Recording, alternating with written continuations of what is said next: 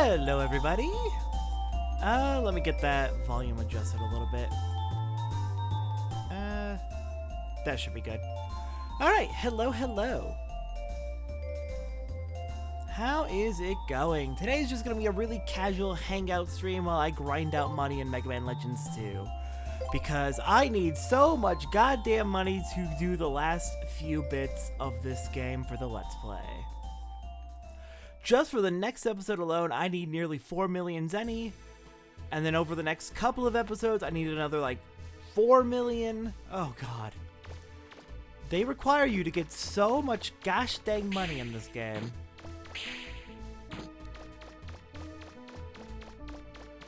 So yeah, we're just gonna be vibing for a bit, working on the Zenny grind. We'll stop either when we hit the cap, which is 10 million, or when we've been going for 3 hours. I hope to God it does not take 3 hours. Dang it, frogs. Alright, well, give me your money. We'll back out and try again. I'm using the standard strat for grinding Zenny in this game. This is the most efficient way. Is to come to the Pokta Caverns on Manda Island. And keep entering and re-exiting until you get a Mimic in the first room. That'll tell you that you have the right enemy layout.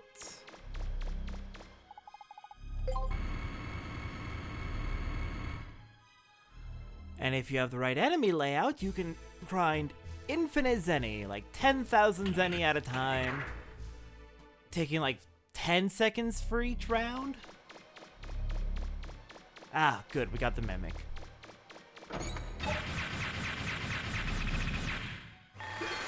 I don't really see a reason not to kill the enemies on the way to where we need to go. Oh, nope. Kill the Goribeshu.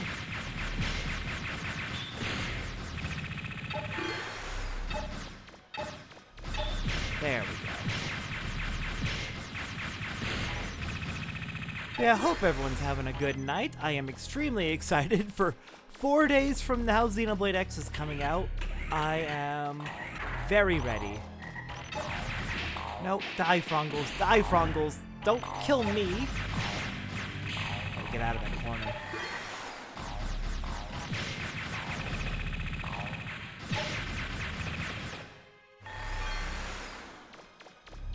I'll leave the Mimic alone. Might be useful for like a backup source of energy if I need it, if I somehow get myself injured. But yeah, main way to grind money in this game is just to come here and kill the King Mirok repeatedly. With a Class S license, it gives 10,000 Zenny per kill, takes a few seconds to kill, back out, back in, and it respawns immediately. Very convenient. So we get to just do this for the next however long it takes. Right now I've got just over 1 million Zenny. So yeah, either need to get 9 million more, or go until I feel like stopping for the night.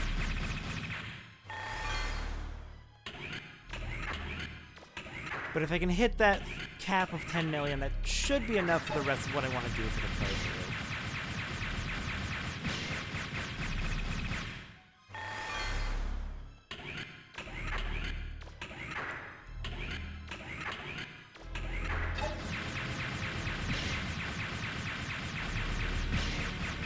So yeah, we're just gonna sit here and vibe while I take care of this, and I might set up some music playing on yeah, give me just a moment. Actually, let's set some music playing that isn't the dungeon music. Quiet that down. Oh, don't need to start in the middle of the song, that's impolite. How dare you? And let's get that volume adjusted. Right around there should be good. Okay. Gonna play some nice Xenoblade music to celebrate the upcoming release.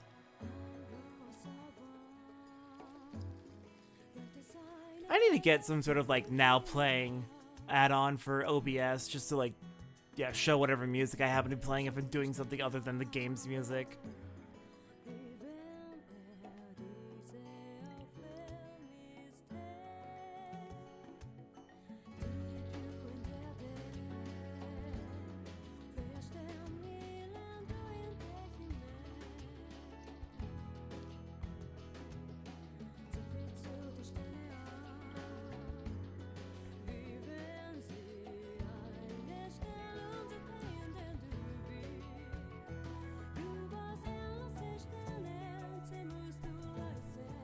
Oh.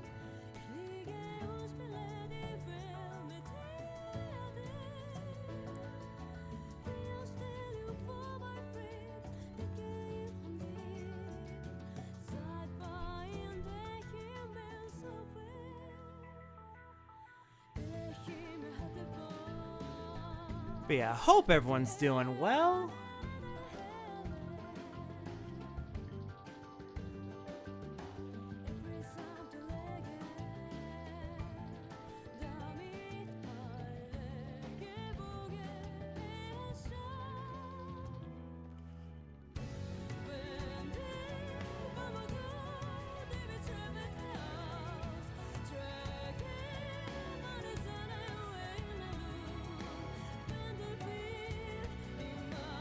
Actually, I gotta turn down the music on my end because it's actually a little loud in my ears. That should work. It looks like it's balanced on the stream audio. I just needed to change it in my headphones.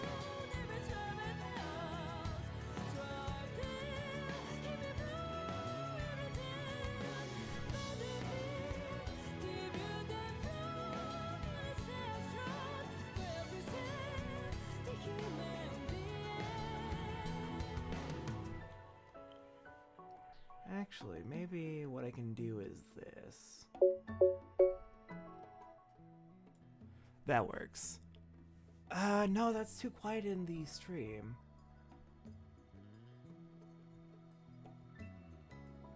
Okay. I'll just keep playing with that until I find something that I like. I want it to be soft and not too overpowering, even though we don't really got other audio going on.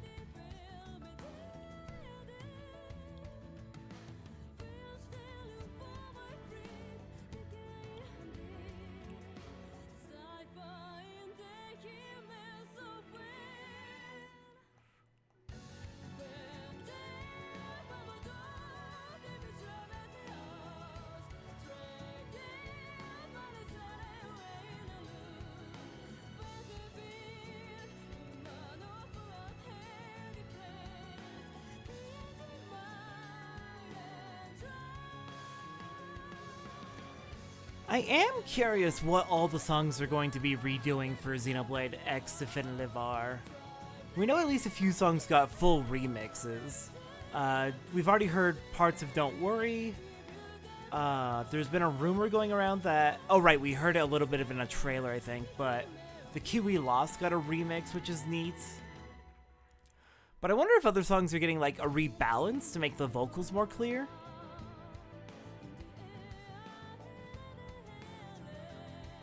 I know they tried to rebalance the default audio settings for like cutscene versus dialogue. At least I think they did. And even if they didn't, they did give options to like adjust individuals' sound levels for like music versus voice versus etc. So that's going to make the situation so much better. No more will we be unable to hear what is actually being said in game.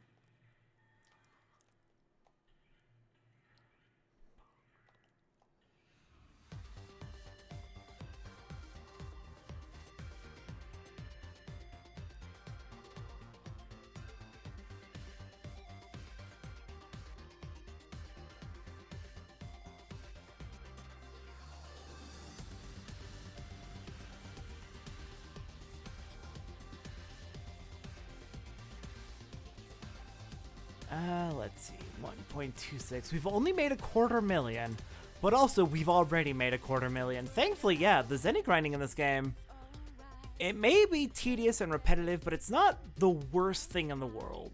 You do make money pretty quickly if you are diligent about it. That's a $250,000 in less than 10 minutes since we started.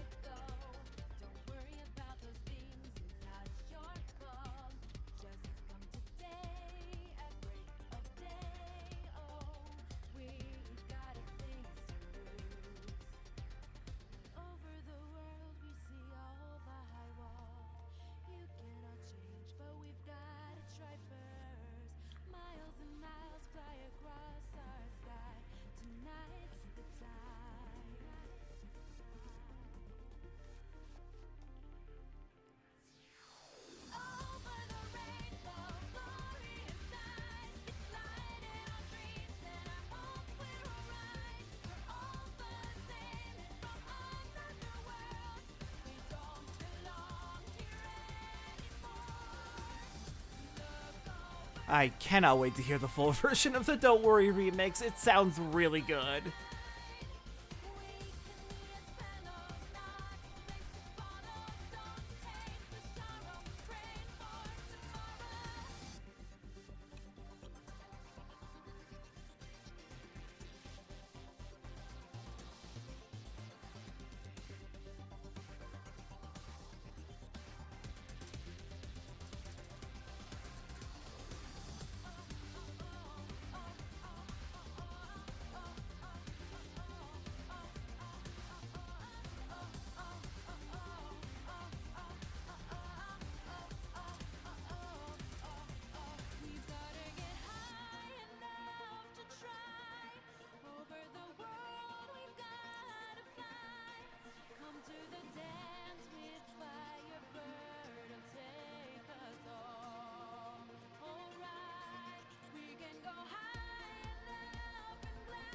Also, still very surprised that they were able to actually get Sawano back for Definitive Edition.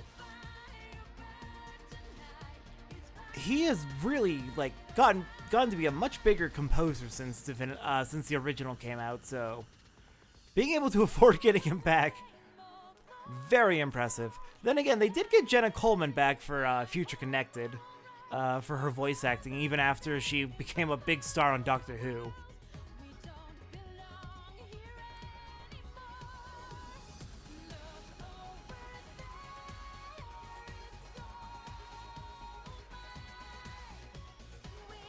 It's nice that Monolith and Nintendo are willing and able to shill out the money to get people back, and they don't have to recast old actors or artists that they were working with.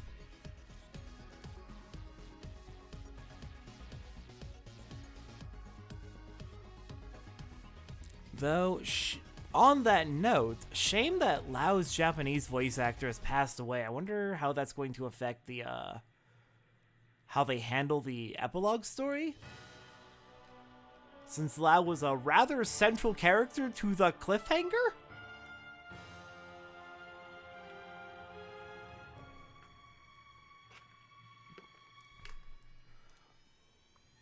Hopefully it doesn't screw with things too much. I guess worst case, they cast someone new and redo all of Lao's lines, but that would be a lot.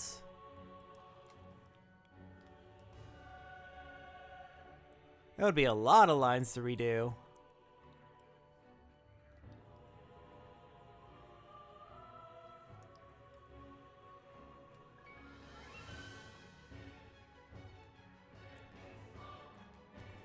Well, yeah, that'd be worst case, I guess. They could also cast someone new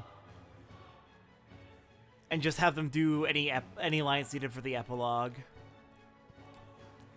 And hopefully they're close enough in sound that it's not too much of a disconnect from the old voice actor.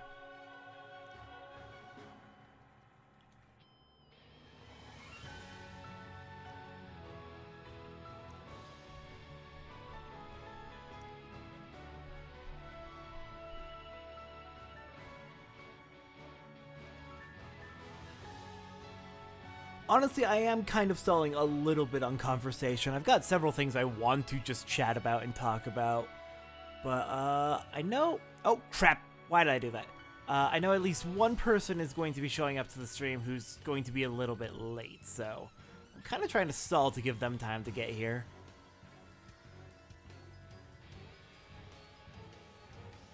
Unfortunately, my wife, Ori's not going to be here today. She's out at a Beyblade tournament, which sounds fun.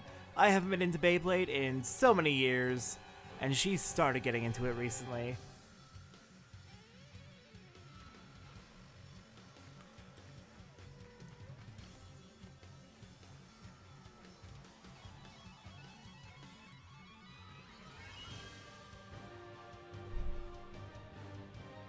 I think my roommates are home.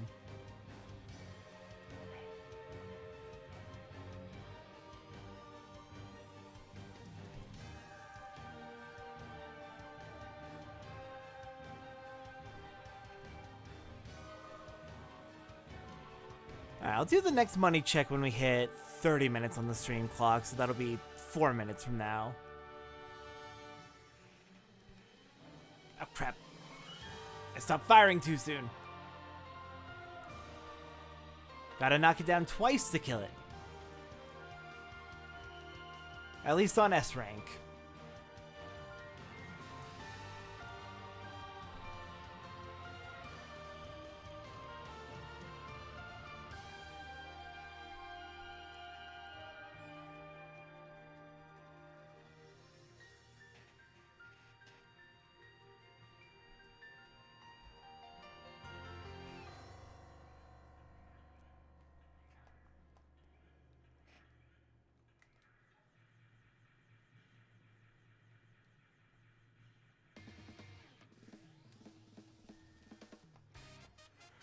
Okay.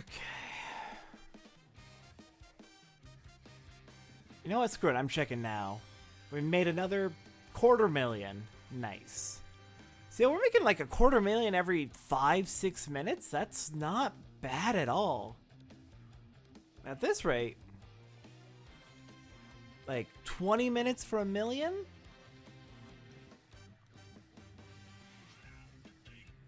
No. We'll say 30 minutes for $1 million. So if I wanted to get the full 10 million to cap out my money, that'd be 5 hours of grinding. Oh hell no, I'm not doing that. In that case, we'll probably hit the we'll either go until we've been streaming for 4 hours, or sorry, 3 hours, not 4. Either go until we've been streaming for 3 hours, or until we hit like 5 million or so, probably.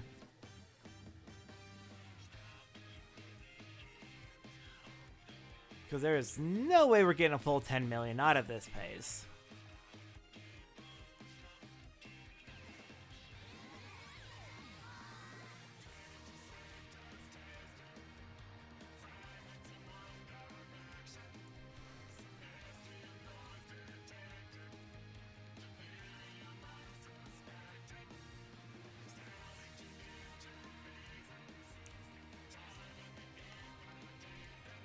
But yeah, I will do a check at when we hit the 30-minute mark, so in 90 seconds.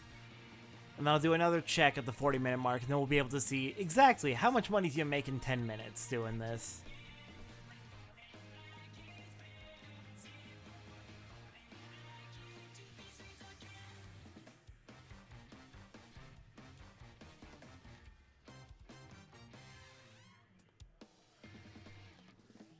Oh, I cannot wait to get to the Alexander Raid series in the Final Fantasy XIV playthrough. It still has some of the best music in all of Final Fantasy XIV. It's just so hard to beat Alexander's music. It's got great motifs. Metal, Locust, Rise, Exponential Entropy is famous. It's just a great set of music.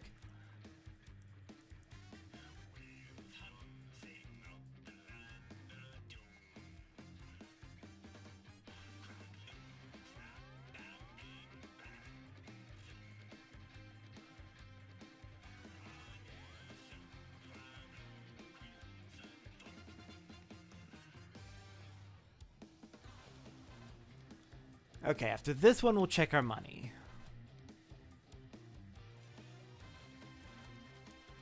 1.7 million. I am writing that down.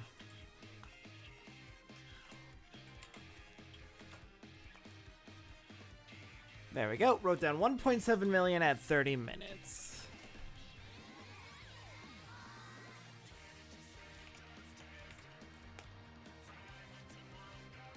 Let's see how this goes.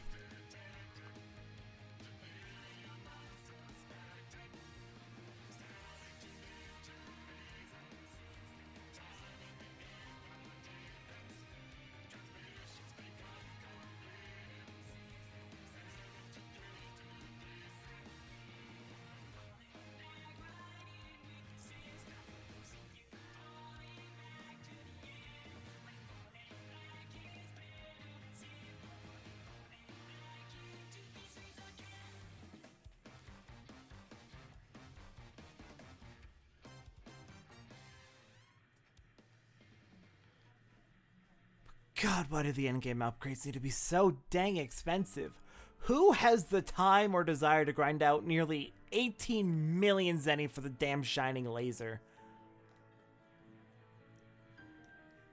It's just unreasonable.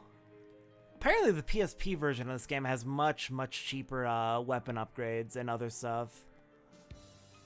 Or I've been told something along those lines.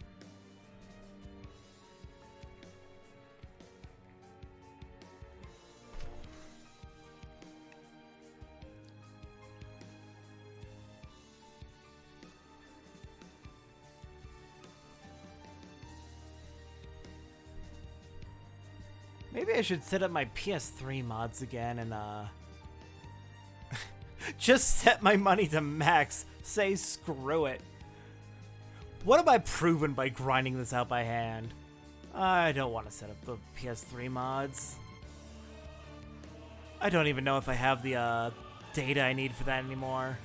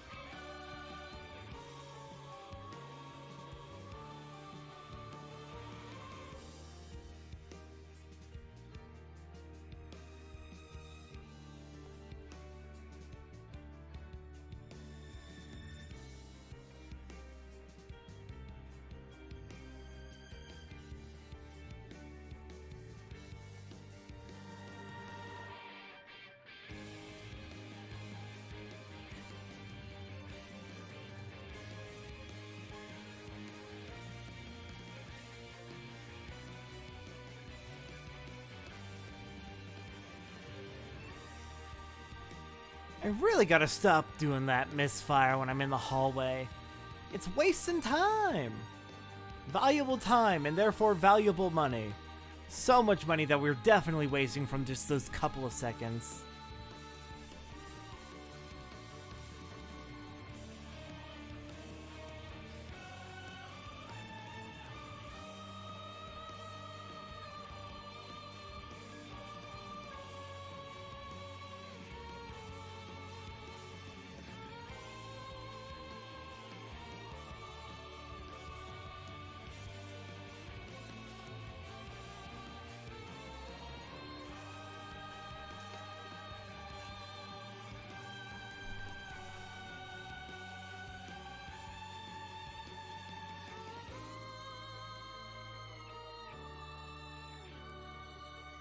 Okay, 6 more minutes and then we'll do our next money check to see what our pace is.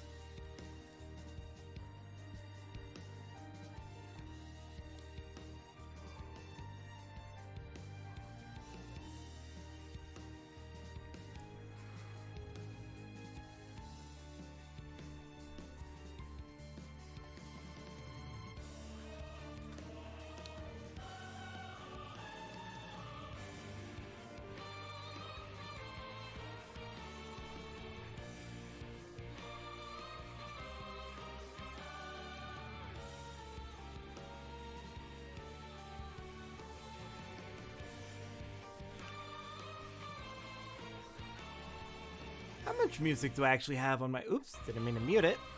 How much music do I actually have on my playlist?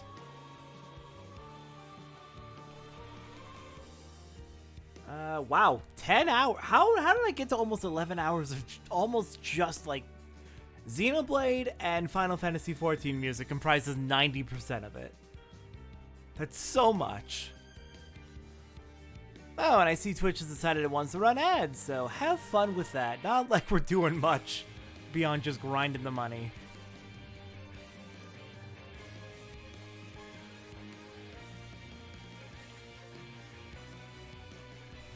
Let's let that play.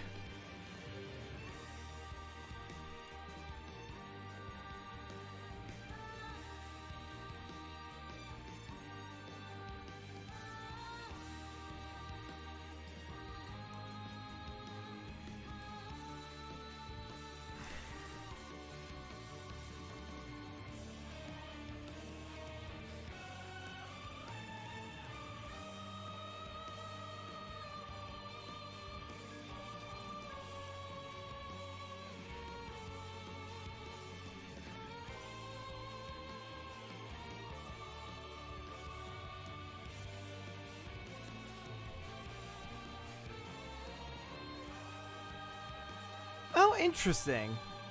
I was just comparing my TV to my game capture, and I think the game capture is actually a little bit brighter than my TV is. I can barely see the back wall in this room, but I can see it plain as day on the capture. That's funky. I'll need to look into adjusting some settings then.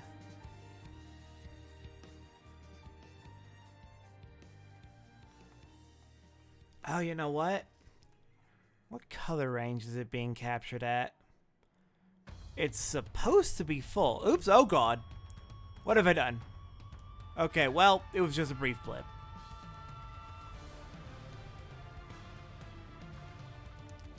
Yeah, it looks like it's capturing a full, so... I don't think that's the issue. I'm really not a fan of how the full and limited color range works. I just don't understand why it's still necessary nowadays. I say playing on an older console where it probably was still necessary. Like, I'm pretty sure it had to do with like how analog signals were handled.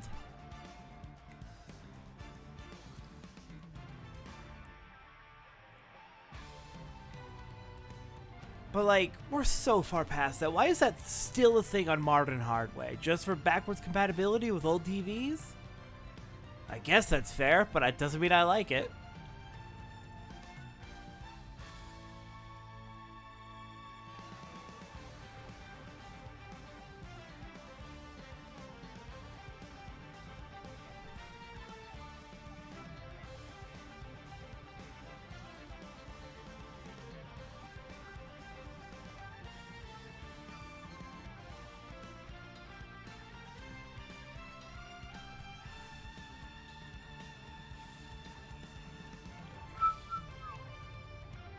God, Agnes Battle's a good theme. Really, Xenoblade 3 has so many good battle themes. It's a shame they tend to end too soon. Agnes Battle in particular really picks up after a couple minutes, but most battles do not last that long unless you're fighting like a swarm.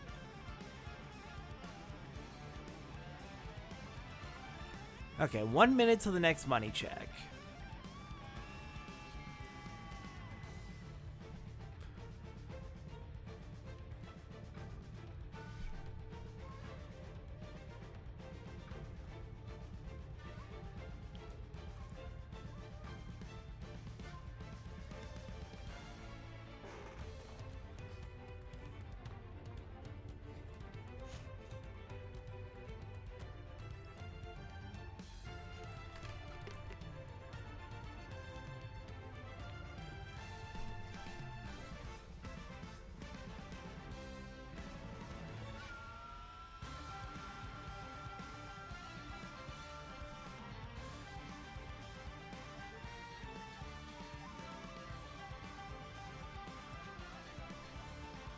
Okay, there we go.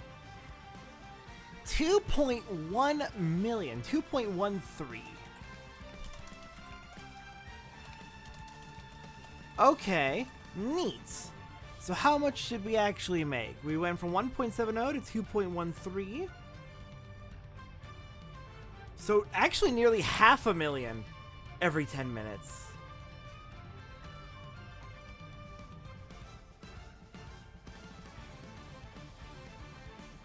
So that would be more like 4 hours to hit a full 10 million? Damn, okay. Yeah, let's just go for a full 3-hour run. And that'll get us like almost all the way up to 10 million. Okay. I'm down for that. Of course, I mean, sitting here for 3 hours doing this, but that was the plan.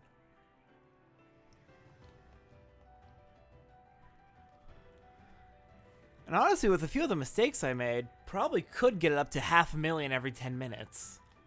If I optimize it a bit more, but I don't want to do that. That sounds just annoying.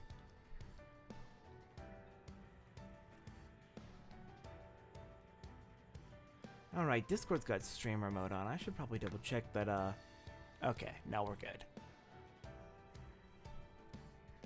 Friend who's gonna be joining me for voice call is not here yet. Wait, oh shit. I did it again. Thankfully, King Marok decided to just chill in the middle of the room.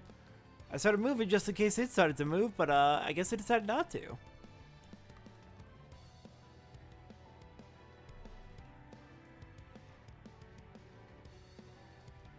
I think it's if you move closer to it, that's when it starts getting angry and chasing you.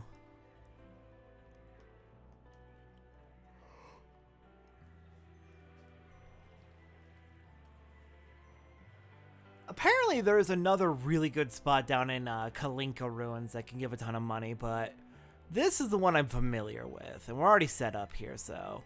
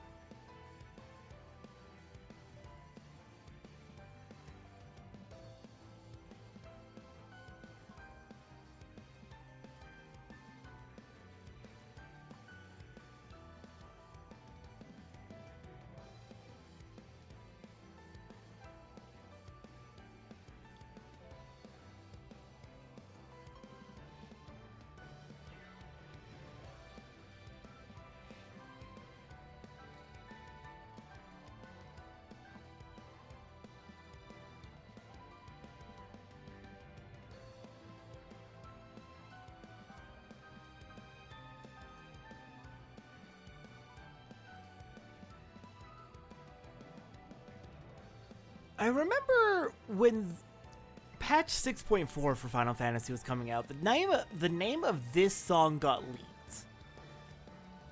And it absolutely baffled me and sent me on a very wrong direction of where the Raid series was probably going.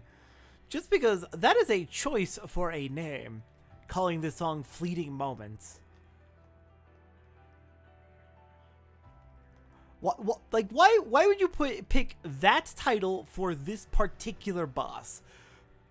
I guess there's aspects of that make sense, but like, it's diametrically opposed. The title is a reference to literally their polar opposite, so it gave a very incorrect impression of where the story was going. I was very confused for a few days.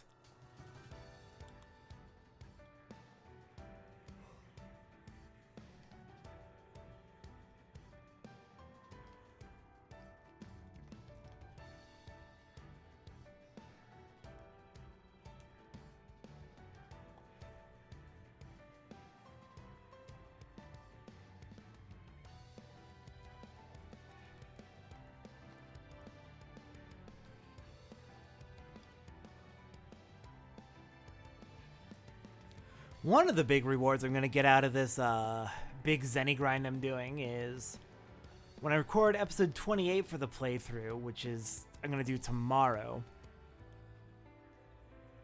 I'll be able to get the attack max, energy max, and attack max, range max, and rapid max buster parts. If I just toss those three on, ignore energy since I don't think energy actually does all that much in Legends 2. It doesn't seem to be that particularly useful this time around. If I just toss... I guess I don't need range, so I can do attack, energy, and rapid. But if I toss those three on, since I don't need range to hit the King Marok, any future Zenny grinding will probably be going a lot faster since I'll have maxed out 3 out of 4 stats and all the stats that actually matter for this grind. That will be very nice.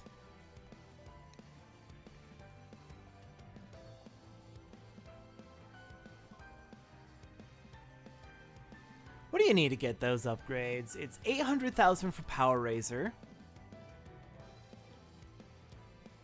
600,000 for range booster and 500,000 for rapid fire. So that's 1.1 million between range and rapid, so 1.9 million total. I could go get it right now, but like I'm saving that for the playthrough when I record it. And hey, who knows? Maybe that'll make it enough faster that I'll be willing to grind out the money for the Shining Laser. Probably not. Almost certainly not. But at the very least, it'll make my life less hellish for if I do need to do any additional grinding.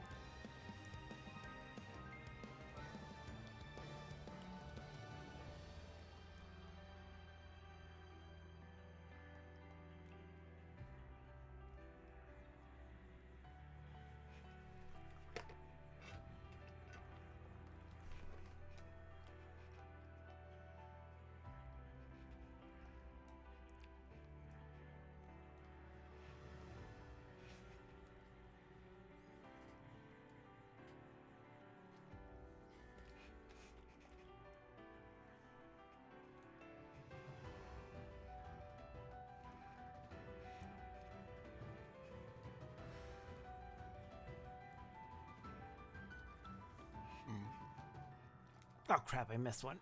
Okay, there we go.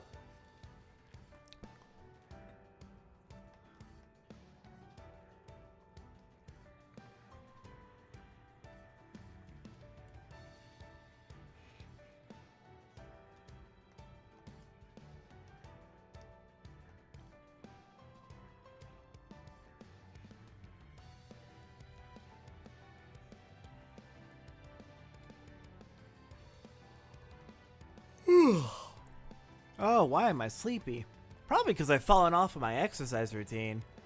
I'm going to try and get back to that tomorrow. I have not exercised in like a month, and it is definitely impacting my energy levels, my mental health, everything.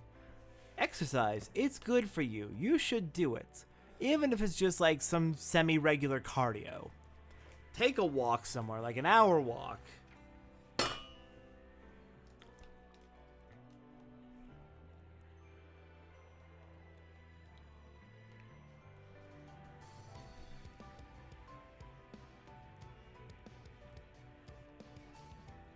God, I can't believe Xenoblade X is only 4 days away. That is so exciting. I have been begging for 8 years for Xenoblade X to get a definitive edition on Switch. Actually, I might have started begging when Xenoblade 1 got a definitive edition announced. But I want to say I was probably begging for it when the Switch came out and we learned about Xenoblade 2. Because, like, I knew at that point that Xenoblade X got screwed by being on the Wii U.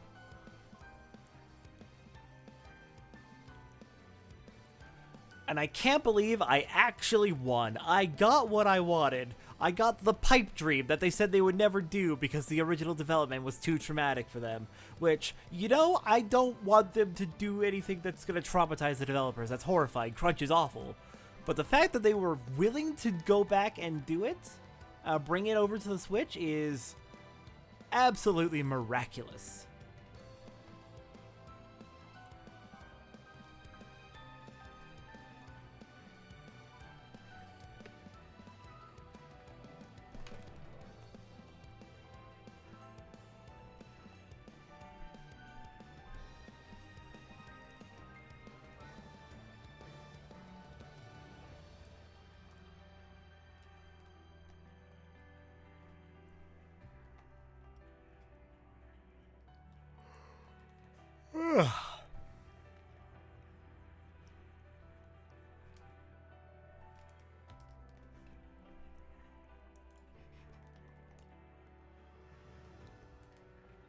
Alright, we are 40 minutes into this grind and we've already made $1.5 million. Very good. Phone, what are you screaming at me for?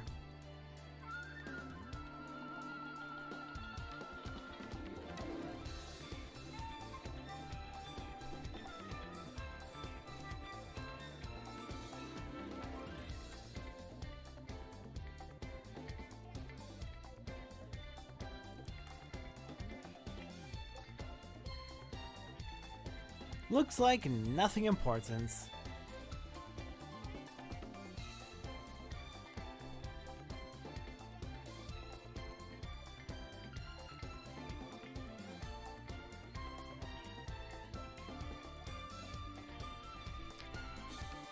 Okay, seriously though, what is with the Xenoblade DLC stories having just the most ridiculously groovy battle themes? Like,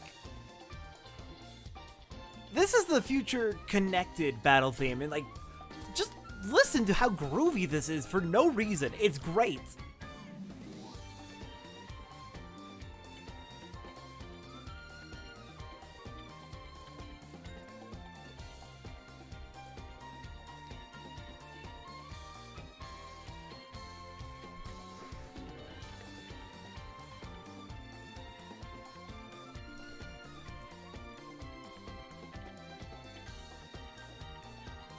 And then before this, Torna was just jazzy as hell.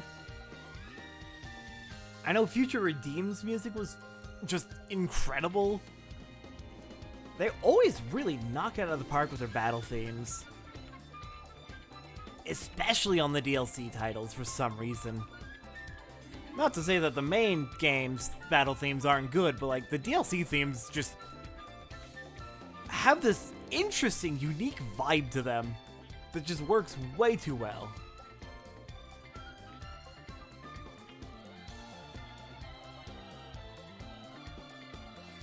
How did I not know there was a choir in the back half of the song? Wait, hold on. The copy of the song I have is 8 minutes long. Hold on. Is it gonna loop? Oh dear. Alright, well I'm down to listen to this for 8 minutes. I might move on to the next song though if it starts looping. There's no way they composed an entire 8-minute track for regular battles. There's no way they did that.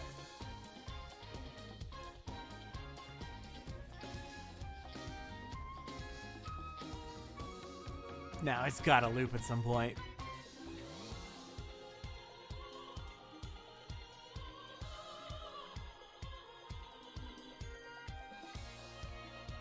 Heh, nice. 2.69 million.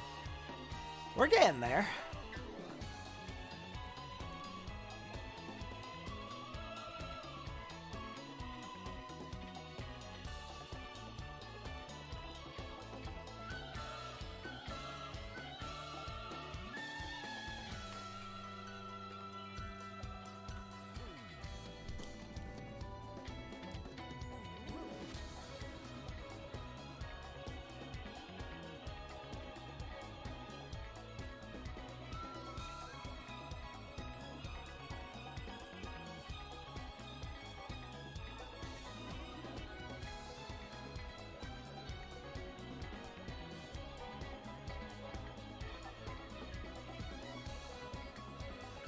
Okay, no, it feels like the song is coming up on an ending, and it's about almost halfway through the song, so it's gonna loop once.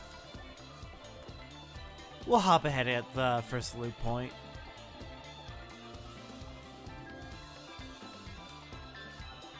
Great song. I don't think I want to have the same track on for 8 minutes straight.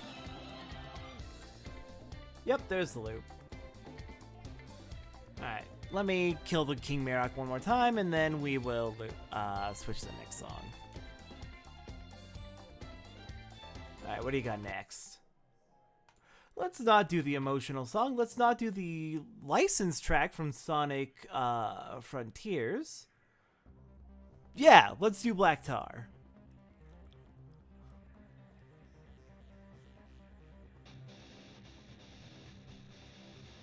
Some good old Sawado to celebrate 4 days away.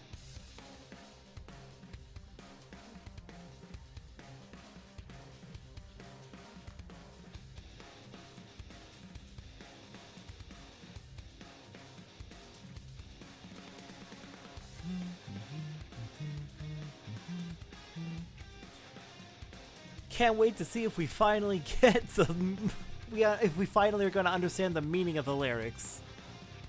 Since we know the lyrics were for Black Tar referred to the original plot of Xenoblade X that got scrapped. Maybe they will incorporate that into the epilogue plot somehow.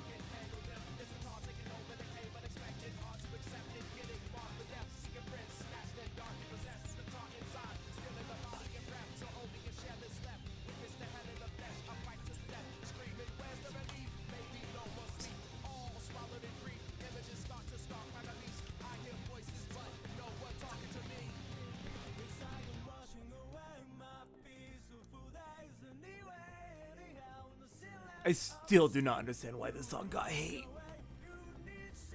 I've got a decent guess. I've got two decent guesses. One's a bit more charitable, one's a bit more probably realistic. Like, this song was great at release. I never needed to warm up to it. I just enjoyed it from the start. Same with basically all of the soundtrack.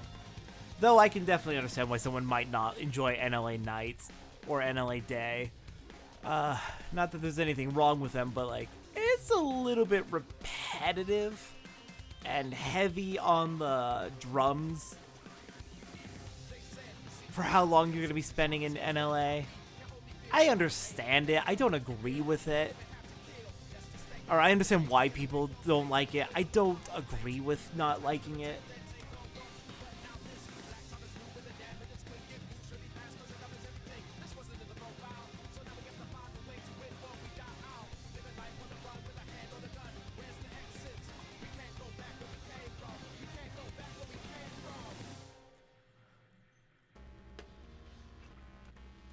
Let's see, what do I actually need? So I know for 28, I'm going to need 3.75 million. For 29, I'm going to need 1.953 million, because I'm going to be doing the Crusher in that episode. In episode 30, I'm going to need 2.025 million for the Shining Laser. For Crusher and Shining Laser, I'm skipping the last tier of upgrades because those are so freaking expensive. And honestly, maxing out the Shining Laser kind of makes everything not fun. It just removes all of the challenge. So not doing the last tier of upgrades feels like a good compromise. Especially since the energy costs 10 million on its own for the last stage of Shining Laser. But yeah, between 28 and 29... 3.75, 1.953. Let me actually add that up.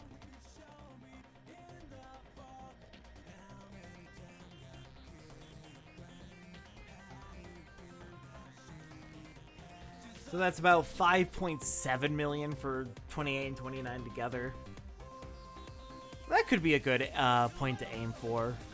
Then use the new buster parts I'm going to get tomorrow to do the last chunk for the Shining Laser.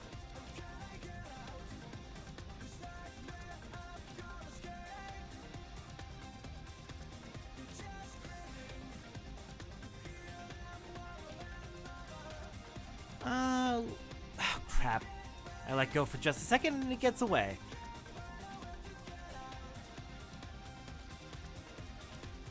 Yeah, let's aim for 5 million tonight. That'll be our goal. I was gonna do a full 3 hours, but let's not drag this out too long. Let's hit that 5 million and we'll call that good.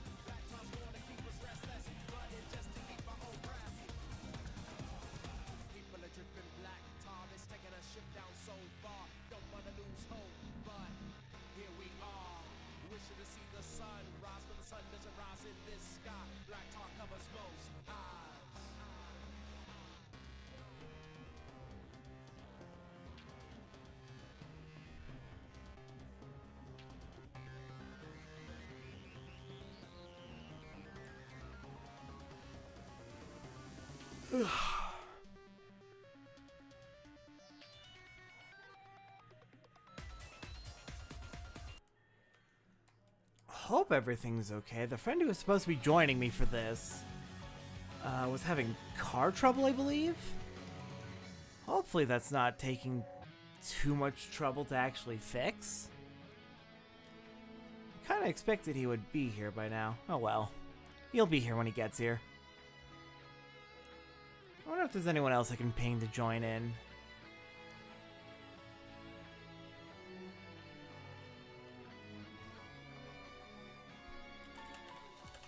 I'm gonna ping some people real quick.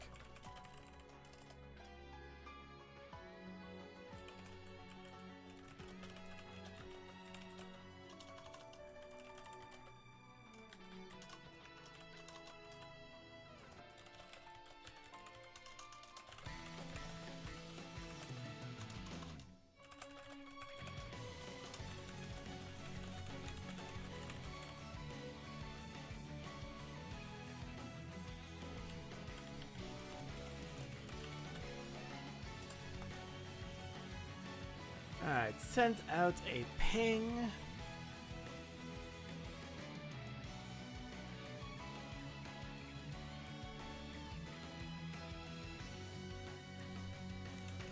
Oh nice, the friend who's gonna join will be here shortly.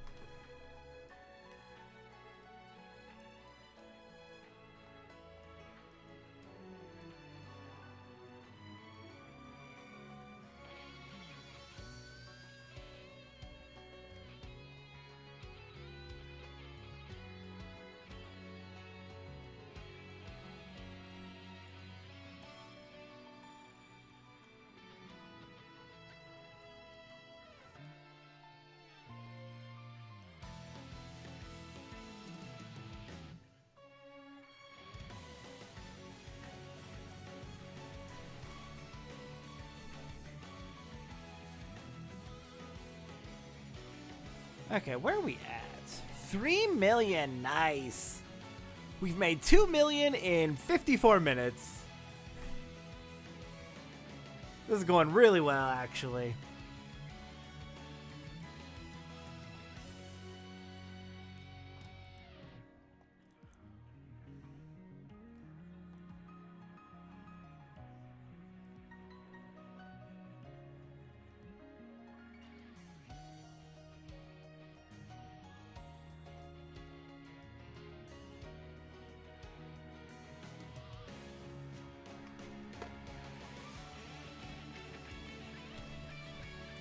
And we've got a bot. Hello there, bot. Goodbye, bot. Let me ban you real quick.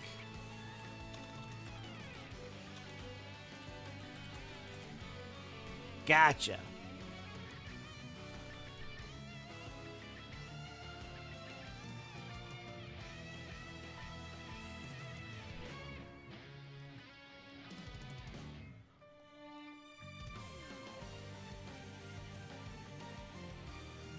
I wonder how that bot system even works. So they like use their quote pay for followers thing to like steal accounts and then turn that into like a bot farm to try and steal more accounts from people who fall for it? Or how does that work? Do they just make a whole bunch of accounts? I thought Twitch had like registration requirements to like try and prevent bots like that, but I don't actually. It's been years since I made my account. I don't actually know. Thankfully, they don't pop up too frequently. Frequently enough that I gotta keep an eye out for them, of course, but like, we're not getting flooded with them, at least.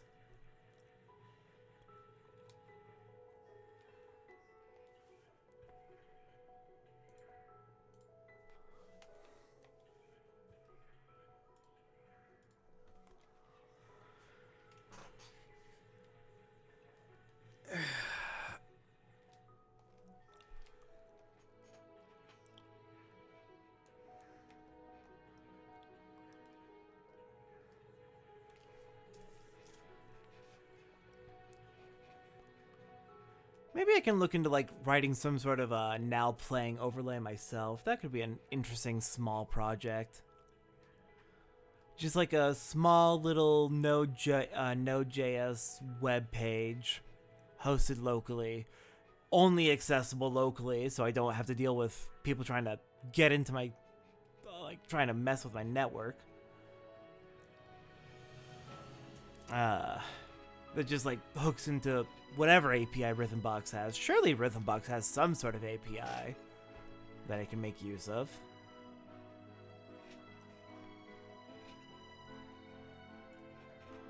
If not Rhythmbox, in some music player on Linux. That could be an interesting project. Some IPC work, which I need experience in probably. Small amounts of web dev. Alternatively, I guess I could look into like if there's an how it'd go around tongue-tied, go about writing an OBS extension.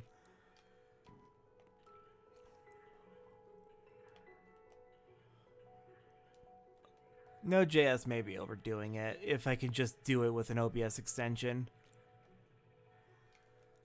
I really need to get myself into more programming projects so I can like actually build up my portfolio better.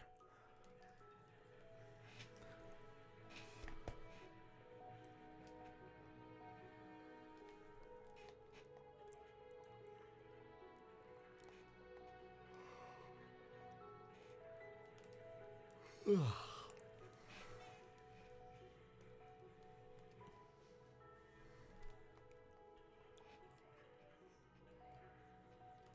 Dang it, not again. I think what I might do is in about a minute or so, I might go to a BRB screen because my water's out and I'm feeling a little dehydrated. Just take like a quick 3-minute break, go get some water and give time for a friend to hop into voice call.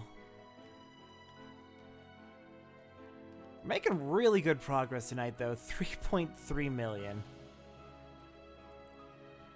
The money's just pouring in.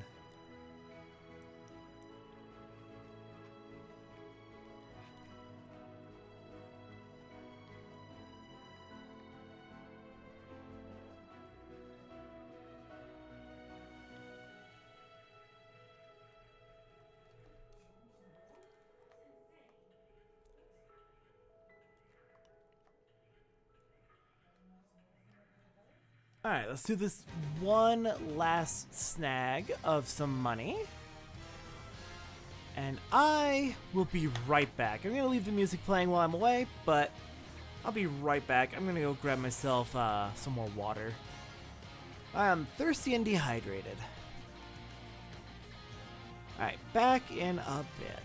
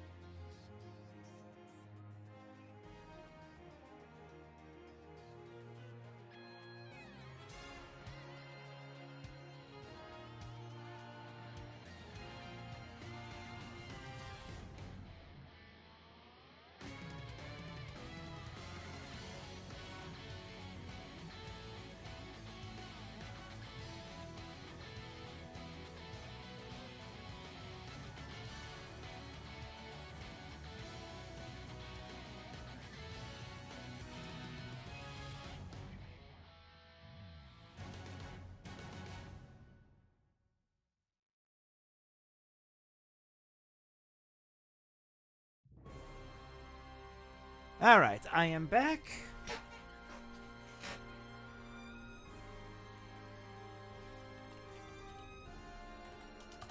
Let's get back to it.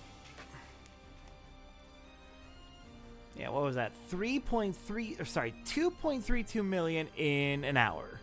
That is very, very fast.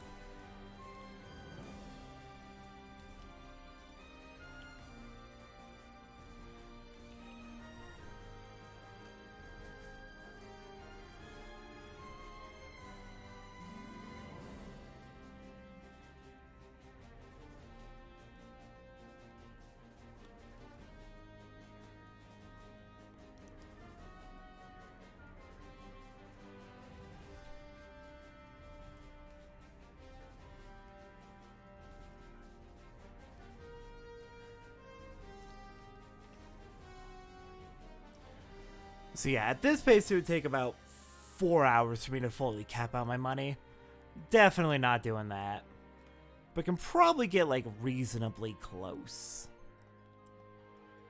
Maybe 6 million. Maybe 6 million would be a good target. Alright, looks like the voice call is starting. Hello, hello. Hello. How's it going? Pretty good. How about you? Doing alright. We were able to get about 2.3 million Zenny in an hour. Wow. Out of how much do you need? For everything I intend to get in the rest of the game, a little over 7, nearly 8 million. Okay. Are you getting all that now, or? Probably not all right now. I'm probably going to get about, like, half to 2/3 of the way there. Okay. So you're just entering and exiting this one room to kill this one guy, right? Yeah. This is the King Marok. It drops 10,000 Zenny every time it dies. It respawns every time you leave the room, and it takes like 10 seconds to go and kill it and leave. It is... With design like that... With design like that, it very much feels like they intended for you to grind. Absolutely agreed that this is probably the intended way to grind money. I think there's a couple of other ways to grind money. There's the racetrack minigame that you can do on the 3rd major island. But that's a pretty slow way to get money, honestly. But also money's the only reward. And then there's apparently a room in the 4th major dungeon that can drop a lot of money pretty quickly that might be faster than this. But this is what I'm familiar with, and it's, like, either way, it's still really fast. Yeah, and it's also accessible very early on. Yeah. Oh, dang it. I let it get away. Yeah, the only game where I really had to ever grind money like this is if you ever do 100% in SpongeBob SquarePants Battle for Bikini Bottom. Because 8 of the main collectibles are locked behind having to buy them from Mr. Krabs. Oh. And yeah, even if you do, after you do literally everything else there is to do in the game, grind every single other collectible, you're still like, I don't even remember how much, like, yeah, like, you're still like 30,000 of the currency behind what you need.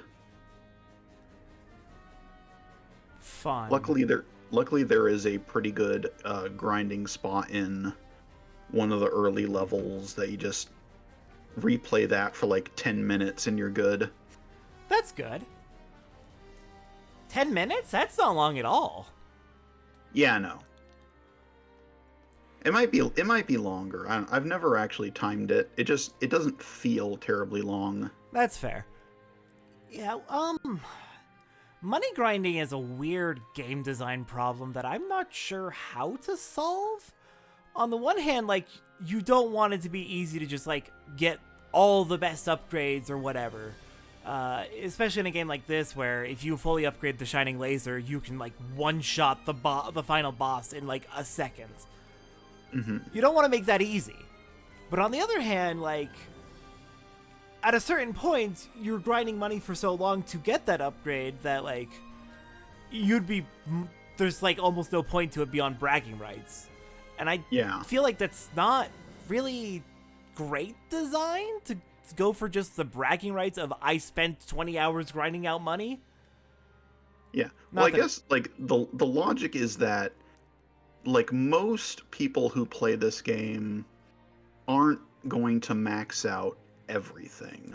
Yeah. They're gonna find a few select sub weapons and buster parts that they like, and they're gonna max those out. Yeah. And then they'll just ride through the whole game with those. Yeah, that's fair. But obviously you're doing like a walkthrough style let's play, so you're going to be going and getting everything. Yeah. I did make the decision that I'm not going to fully upgrade the Crusher or the Shining Laser, which are the last two weapons, because both of those are very expensive to fully upgrade. The Crusher is $7.5 million to fully $7.5 million to fully upgrade, and the Shining Laser is $20 million, almost. Jeez. Yeah. So what I'm going to do is, since it's the last stages of each of those weapons that are the most expensive, I'm going to do everything except for the last stage of upgrades for each of those, which feels like a reasonable compromise. Mm-hmm. That cuts the Shining Laser's expenses by like 2/3 almost, so it's like... Jeez. More than 2/3, right, because the last energy upgrade alone is half of the cost. It's $10 million to do the last energy upgrade. So yeah, Shining Laser, all but the last tier of upgrades will be $2 million, and same for the Crusher. Mm-hmm. I'm guessing that's because, like, the last energy upgrade for the Shining Laser is basically infinite energy. Yes, it is infinite energy. That's why it's $10 million. It makes sense why it's that expensive. I just don't want to do that. Yeah, it's super expensive because it's completely game breaking. Yes. And, like, that one is fair. That makes sense. It's just also, like, honestly, 1/3 of the money you need in the game alone goes into that one upgrade. It's so expensive. Mm-hmm. So yeah, I'm not doing that. I'm not putting that much effort into it. Mm-hmm. Yeah. But on the subject what you're saying with, like, how to handle the money grinding, like the obvious answer is that you don't have these things be tied to being purchased. Or maybe make it like a you can get one from the shop, or there's like a side quest or something where you can get a free one. There is actually an example of that in this game too. The sword that you use to make the Zet Saber, you can either buy it for 2 million Zenny, or you can do the 100-question quiz for it. Mm-hmm. It's like, yeah, that is an option that's in this game. Mm-hmm. One thing that I've seen a few games do that I like is, and I the context I've seen this variant in is in, like, skill trees, but, like, whenever instead of, like, you need to grind out experience to get upgrades to your various abilities or weapons, instead, when you beat a boss or do certain side quests or do, like, just various optional objectives, that will give you points that you then put into your upgrades instead of having to buy it or grind experience for it. Mm-hmm. And I like that. That kind of also, like, helps to, like, balance the pacing of you getting stronger a bit as well, because you can more easily, like, balance out how frequently you give access to those upgrade points, just as long as, for completionists like me, you also give enough access to enough points that you can max everything out.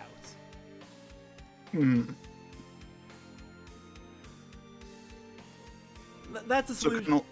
So kind of like how, like, the Legend of Spyro games handle its upgrade points. And Chained Echoes does that too, which is nice. Chained Echoes has this, like, kind of like mini achievement system where you do things like completes certain quests in certain areas or finds a certain number of hidden chests. And those will unlock items on what's called the reward board. And that will then give you the points that you need to upgrade your equipment. Mm-hmm. But yeah, that feels much better to me, because then you're not grinding things, and your upgrades are tied to you doing things in game that aren't like this over and over. Mm-hmm. Yeah. Yeah. The only issue then is that sometimes you end up running into an issue like with what Xenoblade 3 has, where money is just completely worthless outside of like one side quest. Yes. And that leads to the question of like, do you even need money in that case in a game like that? If they do have those alternate systems that might be better in some ways. But then if you remove money, then you can end up in a Xenosaga 2 situation. Yeah, where the only way you can get consumable items is by grinding enemies. Yeah. It's almost like game design is a complicated and nuanced topic where solutions lead to more problems. Mm-hmm.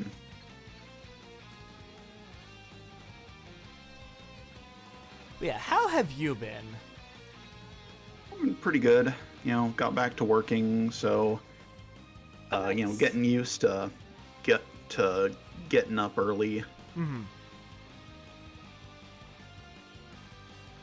Also, it's been pretty rainy around here, so honestly, a lot of time at work I'm just sitting around doing nothing. Yeah. It has been extremely snowy up where I'm at. Mm-hmm. Like, we'll get an occasional, like, foot or two of snow, and then it will melt slowly over the next couple of weeks. And then we get another foot or two of snow. Mm-hmm. I've never seen this much snow before in my life. Well, yeah, because around here it hardly ever snows. I remember 2 blizzards when I was living there in my life. Mm-hmm. We got a pretty good snow dump, like halfway through February, but that was about it. And even then, that only lasted like a couple days. I love snow. I just wish it wasn't so bright. Mm-hmm. Stop being white snow. It is extremely hard on the eyes. Mm-hmm. Yeah, I actually had kind of a scary situation with the rain last night, because as I was on my way driving home, my windshield wipers started falling apart. Oh no. Yeah, so like as I was driving home, I could only see like a little strip through my front windshield, because that was the only part of my windshield that was getting properly wiped. Oh, that is very scary. I am glad you made it home safely. So am I. Luckily, yeah, that's why I had to what didn't come in at first, because I had to get all that fixed with my car. Yeah. Luckily, it turns out that on the model of car that me and my dad have, which is very funny because my dad and I have 2 very different cars from 2 different companies. Mm-hmm. I guess they're both Japanese companies, so it might just be like a standard Japanese company thing. But the way they design the holders for the windshield wipers makes them very easy to replace. Nice. They literally just snap in and out. I appreciate modular design like that. Yeah. And then also I had to swap out one of my headlights, because that also burnt out. That's a lot of car trouble. I like missing one headlight isn't that bad. Yeah. Because like your headlights are designed to be somewhat redundant. Mm-hmm. Still, yeah. if the redundancy goes out, you're going to want to get that replaced as soon as possible, just in case. And I did get that replaced as soon as possible. Excellent. Cars terrify me. Yeah, they're very useful machines, but they are also very troublesome machines. Yeah, and they're also way more dangerous than most people realize. It's shocking to me how easily people forget that it is a 2-ton metal machine of death. Mm-hmm.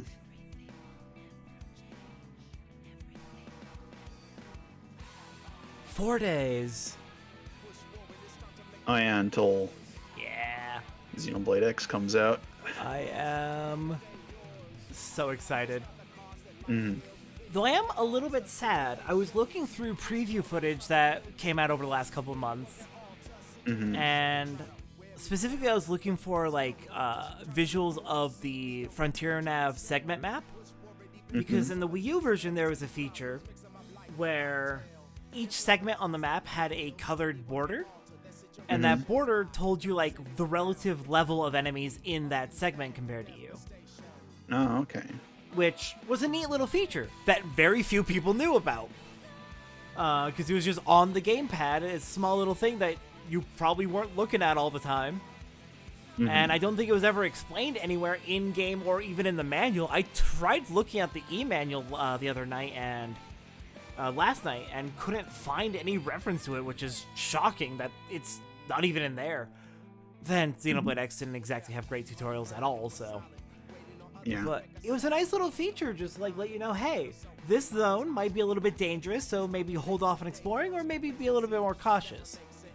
And I was interested in finding that and finding out if that's in the Switch version, because with the removal of the field skills for the most part, now you can get almost every segment in the game cleared out almost immediately, which is ridiculously powerful. So I wanted to look for some way to like help me pace out a playthrough, so I'm not just get everything at the start of the game and then just go through the main story. I like to have it paced out, and I like to have something in game that helps me pace it out. Just like tell me just give me a natural stopping point for each chapter. But that's not. It would make sense to use like the relative difficulty of segments to help figure that out. So, like I work on the segments that are at my level, but that's gone in the Switch version from what I can tell. Looking at the preview footage, there's no colored borders on the segments, and that's extremely annoying. So I booted up my old Wii U copy last night and did a bunch of experiments to find out exactly how the coloring worked, compared it with the data mined, and added all that information to the wiki this morning. I had a day and a night.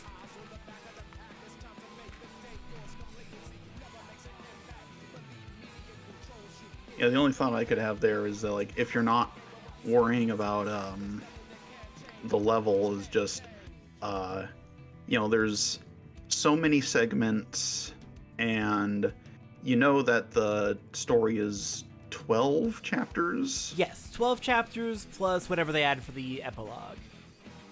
Yeah, so then you just like pace it out as like, okay, so there's this many, I have this many chapters, then between chapters I'll do this many segments to keep it spaced out. Yeah. Or I guess probably the more logical, or just do segments until you get tired of doing that and then go back to the main story. That also works. My brain tends to be very like formulaic. I like to schedule things very precisely and do a lot of meticulous planning just because that's how my brain works, so. Yeah. Honestly, I feel like probably the best thing to do would honestly be to power through the main story at least up until you get flying skells, and then start doing all the segment stuff. That would probably be the most efficient way, yeah.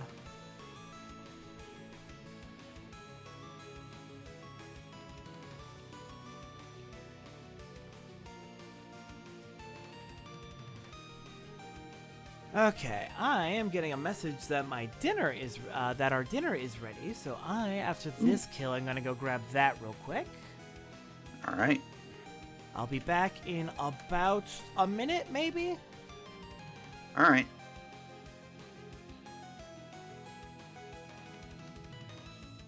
Yep. I'll try not to say something stupid. All right. if anyone's listening, you ready for this? You ready for this? Something stupid.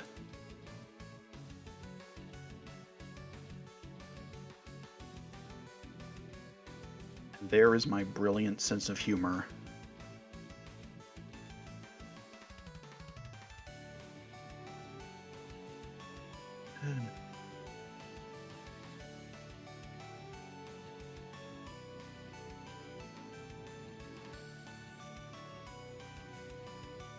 I'm sorry, I couldn't help myself. I said something stupid.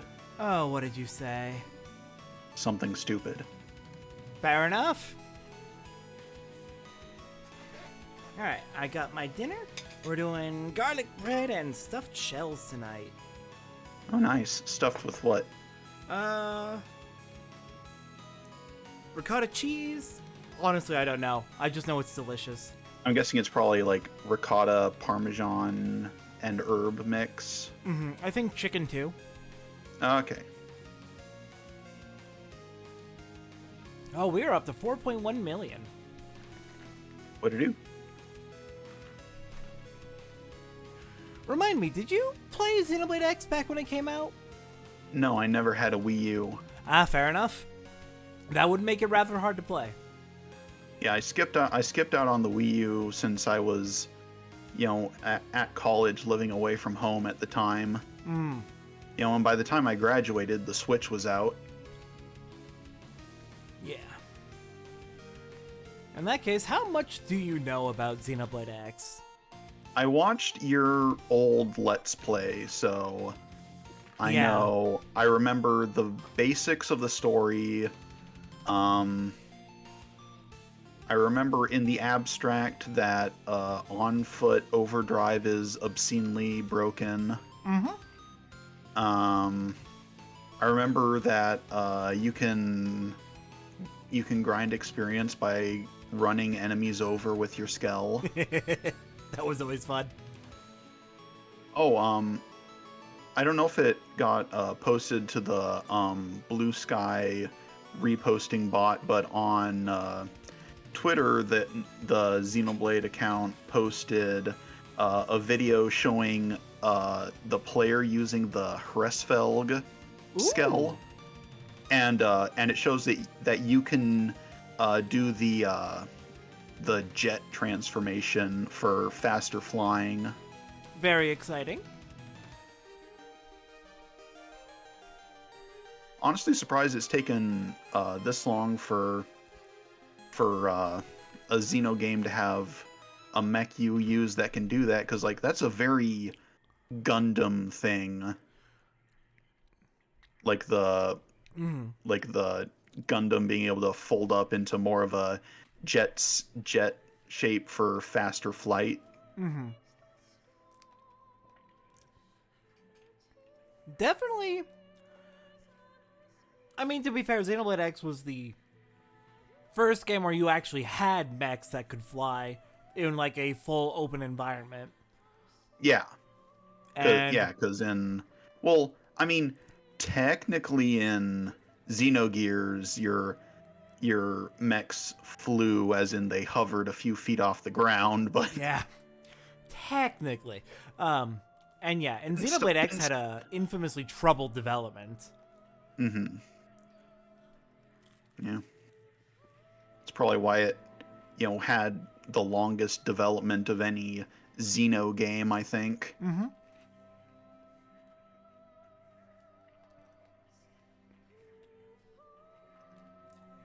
It's like, yeah, because, Xenogears was just a couple years.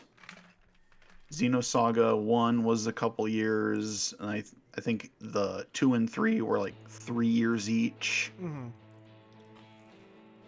Xenoblade 1 was 4 years after Xenosaga 3. And then, of course, during that time, like, that was also when Monolith were doing Batten Kaitos and like a bunch of licensed games in that time as well. They did Day of Disaster, right? Never heard of it. They did some sort of like some sort of apocalypse on Earth. Dinosaurs were involved, I think. Something like that. It was one of their weirder, like, off titles for the Wii.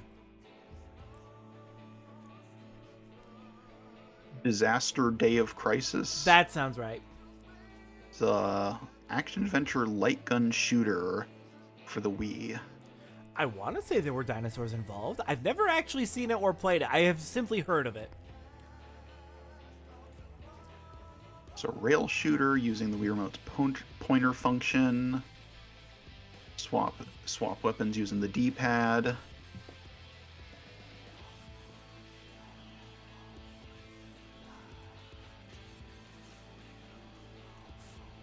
I saw a joke a couple weeks ago. Imagine if they do a Disaster Day of Crisis Definitive Edition that somehow gets tied into the Xenoblade series. Let Takahashi have his perfect works expanded across every genre.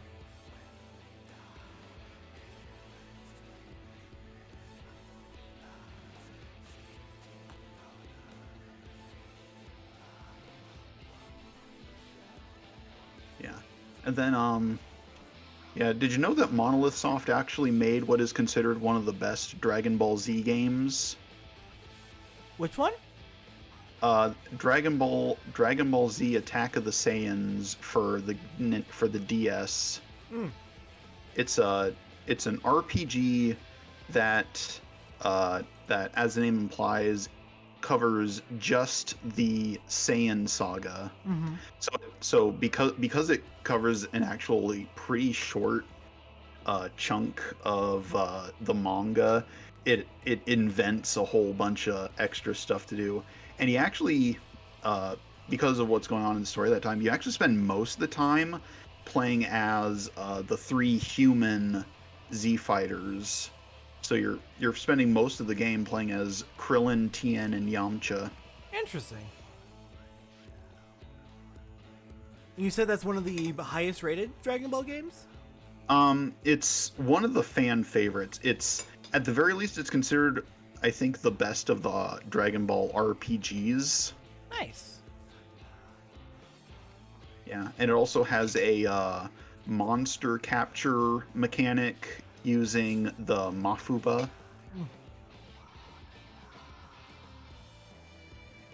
I know so little about Dragon Ball.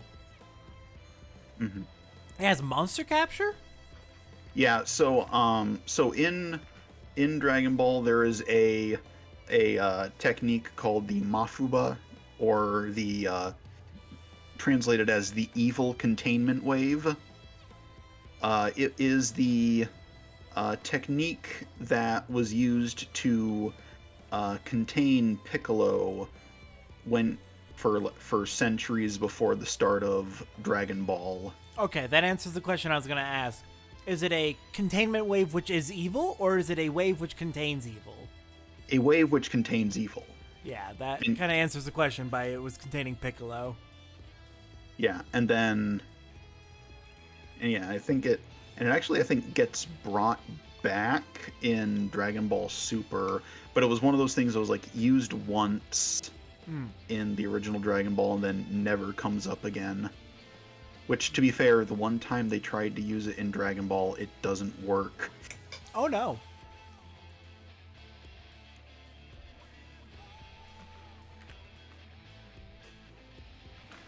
I'm still so sad that I lost an entire, like, several cutscenes in Chapter 11 in my original Xenoblade X playthrough. My capture card just glitched out and lost a whole bunch of footage there. And there's no event theater in the original. That has haunted me to this day.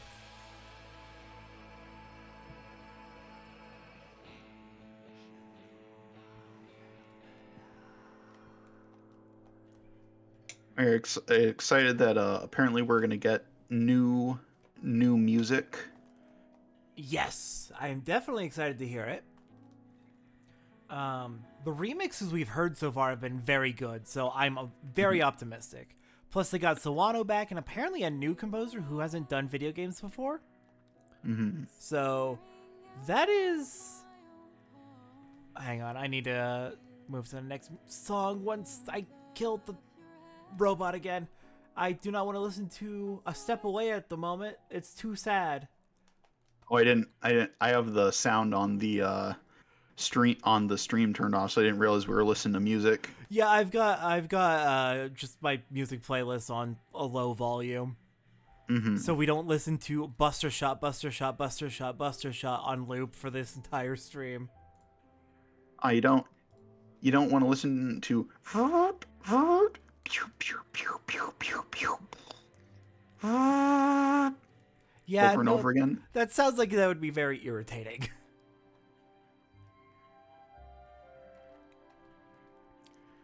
Lost Days of Warmth, yeah, that's better. That's happy event music.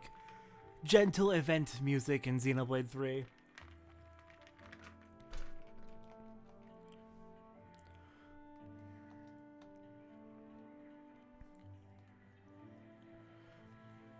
God, I'm gonna have a busy next couple of weeks in terms of video games. Yeah, because Xenoblade X comes out. Then we get the Switch 2 Direct. Yeah. And then in between those, the next major story patch for Final Fantasy's coming out. That's gonna be a lot of stuff. That would explain why I'm seeing Final Fantasy XIV Discourse again. Yep. Everyone is very angry that the developers aren't crunching enough for them.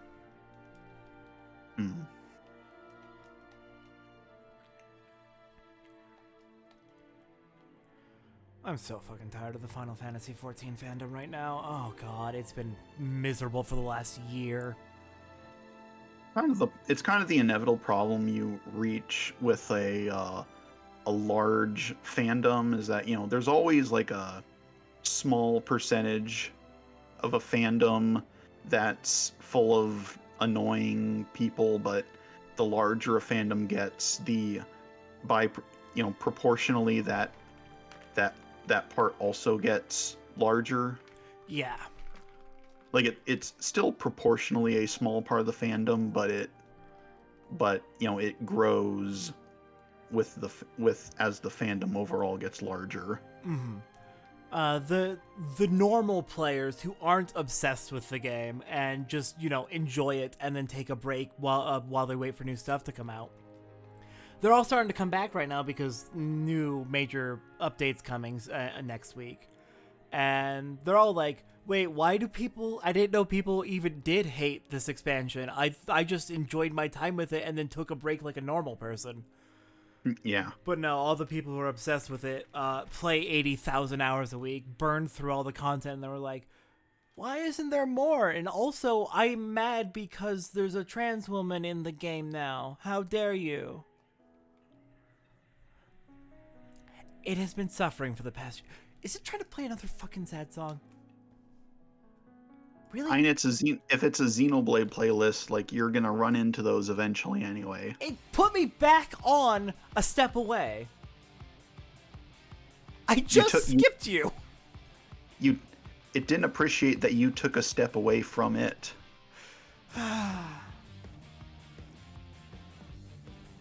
It's a great song. I'm not in the mood for it right now. It's too sad.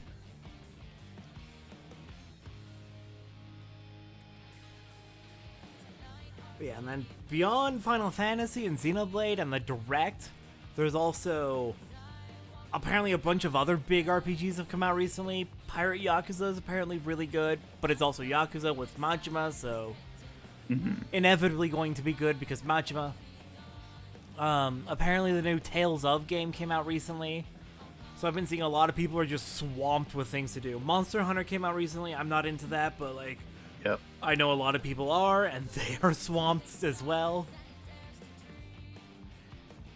It has been a weirdly busy, like, early 2025 for video games. There's a lot happening right now. Yeah, I have a lot of online friends who really love Monster Hunter, and they've been going nuts with that.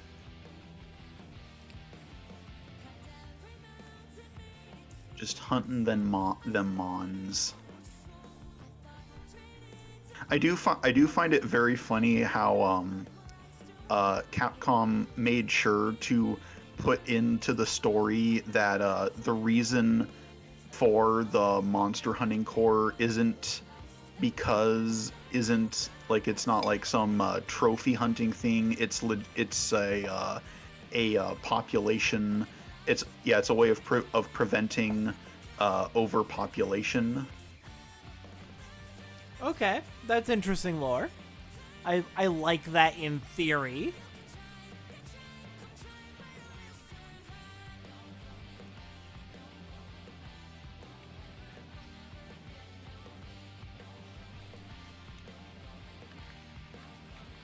At the very least, it is definitely a healthier way to approach it than trophy hunting. Mm-hmm.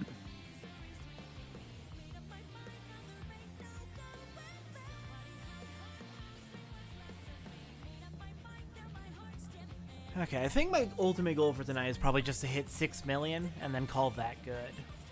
So, about 2/3, a little over 2/3 of the way there at this point.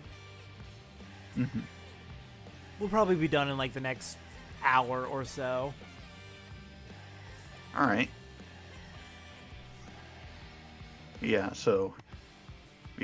So much stuff coming out already, and we don't even really know what to expect from the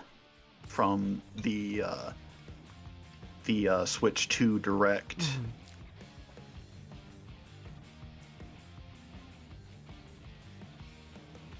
Like, we know Mario Kart. Mm-hmm. Oh, and I also forgot, like, I think around the same time that Xenoblade comes out, isn't Metroid Prime 4 also coming out around that same time? I didn't think Metroid Prime 4 even had a release date yet. I thought it was coming out around the same time. I feel like I would be hearing a lot more about that if that was true. Or I've just missed it entirely, which would not be impossible. No, Nintendo... Okay, no, I was wrong. Nintendo, doesn't... The Nintendo website doesn't list a release date, just 2025. Alright, so we're getting a release date at the Direct. Yeah, it doesn't even have an ESRB rating yet. Oh, wow. So yeah, definitely Mario Kart 9 at the Direct. Probably a 3D Mario or a 2D Mario. Well, not a 2D Mario, because Wonder just came out last year. Okay, 3D Mario then. Year before last, but still. Yeah.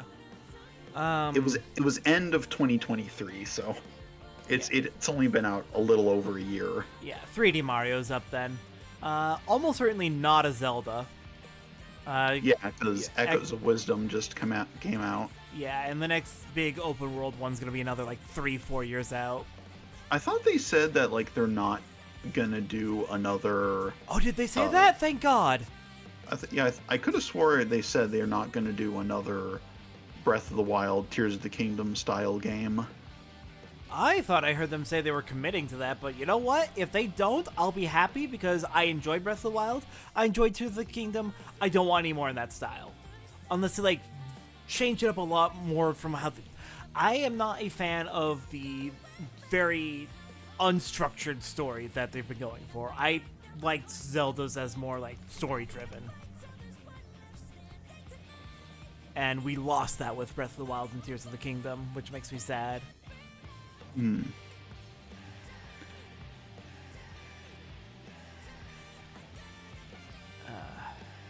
yeah, Metroid Prime 4 is almost certainly getting something. Getting at least a release quarter, if not a release date, at the Direct. Yeah.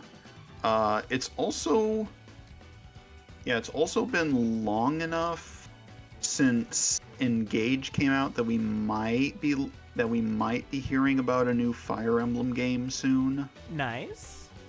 Because Engage came out 2 years ago this January.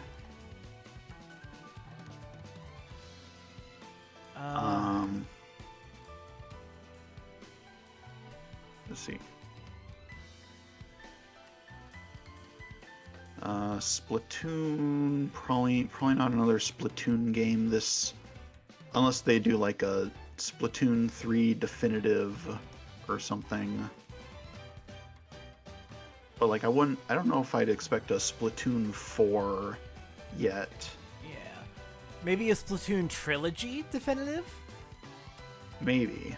Like kind of wrap up all those stories and their unique features in one bundle. Mm-hmm.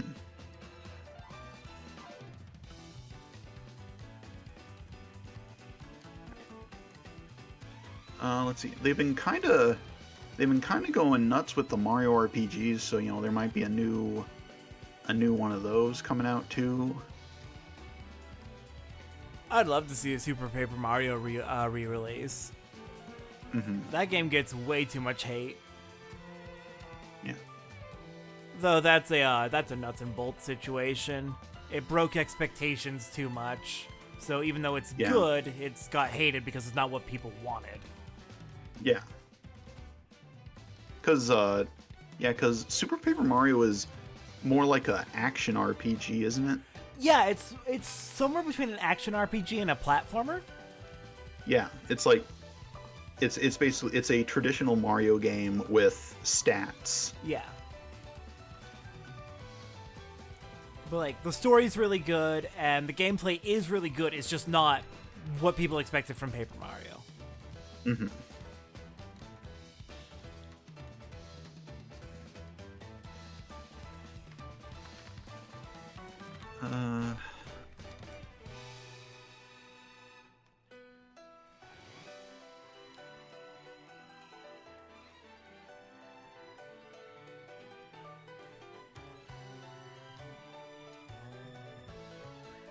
So, odds of Switch 2 being a June release?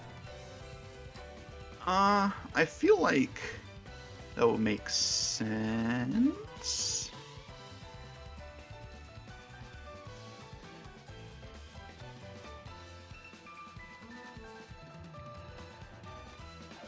I feel like they could really, I know E3 is dead, but they could really dominate like the summer news landscape if they release in summer with a bunch of new titles, and then they really hammer it in at during the traditional summer directs, summer presentations.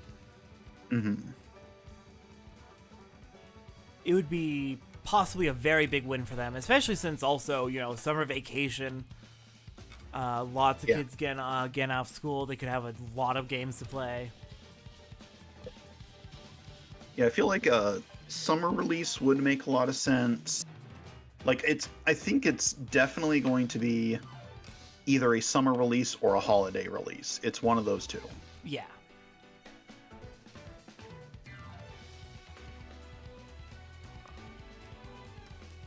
Though the March release of the original Switch did surprisingly well for them, for how how well the Switch one did in general, especially for like how few games it had at launch. Yeah, like for basically like the first 6 months, Breath of the Wild was the only Switch game, pretty much. Like it was Breath of the Wild and then like a bunch of digital titles. I think 1-2 Switch came out at launch as well. No, 1-2 Switch was months after launch. Really? Yeah. 1-2 Switch.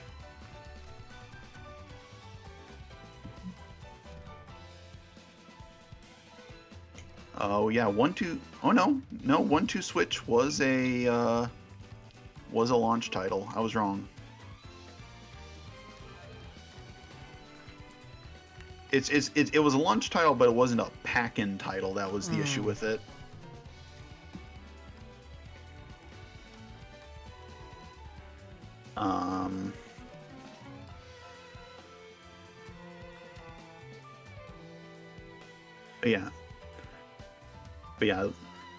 So for the first like 6 months, the only Switch games was Breath of the Wild, 1-2 Switch, which is basically like a distraction that should have been a pack-in title, and then a bunch of digital releases that were fun but kind of niche. Mm-hmm.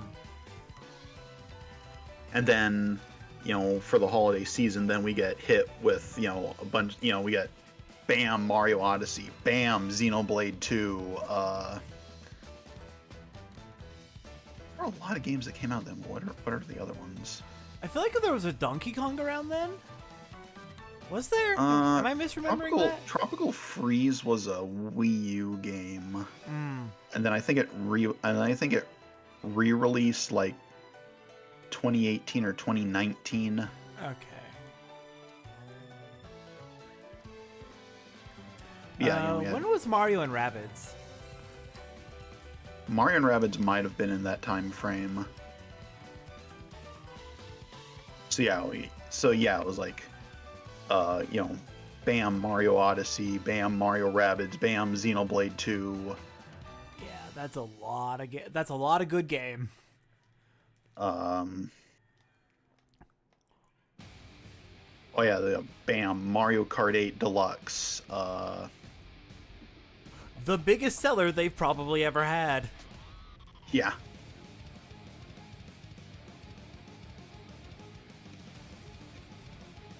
Yeah, those first 6 months, if there was one game to have as your only game for 6 months, Breath of the Wild was probably the best possible choice. Yeah, because it's a big game with a lot to do. I never actually finished Breath of the Wild.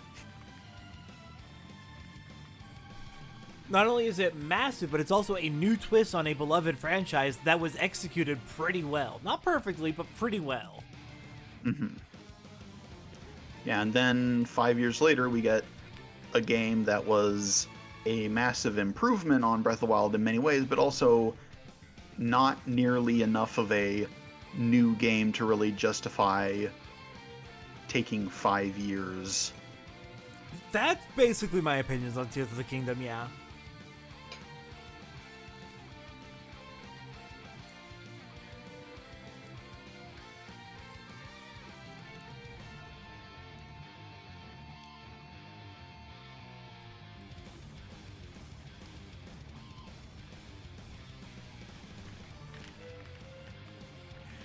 Honestly, with Switch 2, I'm not actually all that interested in the games.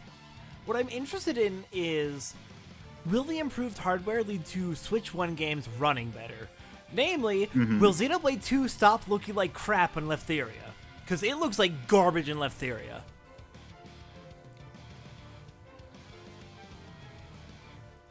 That's all I want out of the Switch 2. Make Leftheria look good, and then I'll be happy. No, we just need to wait a couple years for them to release Xenoblade 2 Definitive. See, I don't think that's gonna happen since the Switch 2 is backwards compatible. I think at most we'll get like a performance patch for the Switch 2. But then how are we going to get Xenoblade 2 Future revived or whatever? I kind of hope we don't. I kind of want us to just move on from the Klaus saga at this point. It was a very good saga, but I feel like I agree with Takahashi's statements that like it's done, it's wrapped up.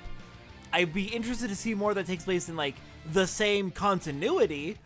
I really love the continuity they've built, but like let's move on from Klaus. I feel like it is time, and anything directly connected to 1, 2, or 3 is going to kind of be continuing that.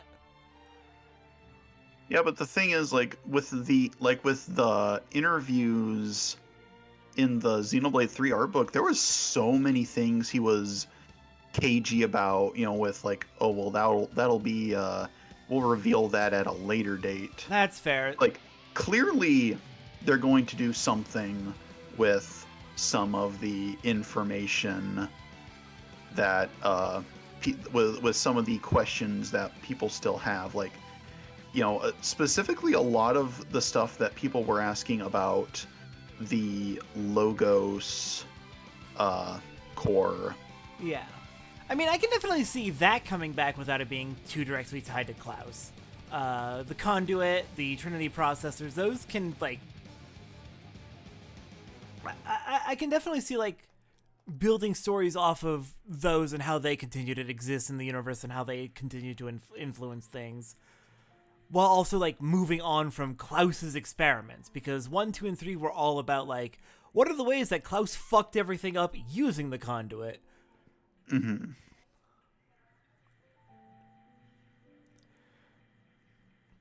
What I'm really excited to find out is if and how Xenoblade X tries to connect the things in Definitive Edition. Maybe they won't connect it, but like the radio just. I feel like people are too dismissive of the radio. There's a connection there. Like too many people write it off as just fan service. Yeah, I feel like too many people write it as off as fan service, while at the same time taking the Dmitry Yuriev reference way more seriously, even though it's in the same radio conversation. See, I can accept people taking it as just fan service, considering how much of like the degree to which Future Redeemed really is just fan service. Yeah. And it felt right for Future Redeemed to be a fan service game. It was a celebration of the series as a whole and of Takahashi actually being able to finish a story arc for once. Yeah. Yeah, I appreciate that, but I also very much disagree with the crowd that says that Future Redeemed is what the Xenoblade 3's main game should have been. I think they are complementary to each other. I think Future Redeemed would not work well with, especially like its message would not work well without being a corollary to Xenoblade 3's message. Because Xenoblade 3 is all about you cannot be stuck in the present, you cannot be stuck with your status quo, you have to be willing to move forward even if it's scary. And then Future Redeemed is a direct response to that, saying, yes, you should move forward, but you shouldn't abandon everything that inspired you or that came before. You can take it with you, you just can't let it trap you. Yeah. Honestly, like thinking about it that way, kind of leans more into I remember having this discussion in the Egg Baganis chat about Xenoblade as a response to the Star Wars sequel trilogy, where it kind of also tried to struggle with that, like, you know, letting go of the past or like moving forward without letting go of the past thing. Yeah. I need to dig up that conversation again. How long ago was that? Oh, that might have been like a year ago or so. That would be why it's fuzzy in my memory at best. I think it started because like that was the first time I mentioned the Darth Vader parallel With Gruff? Or yeah. The Darth Vader parallels throughout the different Xeno storylines. You know, you have Groff in Xenogears. Could not be more obvious if they tried. Yep. Then you have Red Testament in Xenosaga. And then N in Xenoblade. And to a lesser extent also characters like Egil and Jin. Which Jin? There's 5 million Jin, so I'm kidding, I know you. Xenoblade 2 Jin. Yeah, I knew it was Xenoblade 2. But like, they really do love the Jin archetype and the Jin name. Frosty Riku Kingdom Hearts. Twink Death Riku Kingdom Hearts. No, that doesn't work. Jin is still a twink. Twunk at most. Twunk feels more right. Yeah, he's a little too buff to be a twink, but yeah.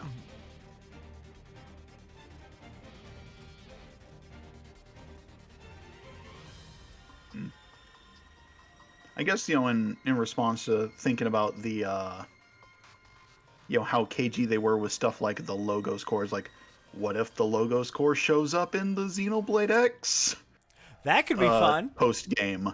Like, That, maybe Lao wakes up, goes like, what's this? I mean, And then Mouse goes, indeed. I mean, the Ares cores, they're purple in color, aren't they? Like Sounds about right. Yeah, those 6 cores all over the body. What if the Ares is powered by Malos? Maybe. God, what would that lead to then? How would that connection work? How'd you get here, Malos? What are you doing here and not in the other 2 universes?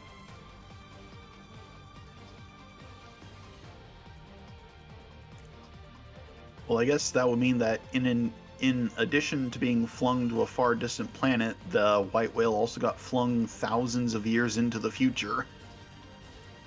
I mean, I had a joke theory about that at one point to try and make the timeline line up. Mm-hmm.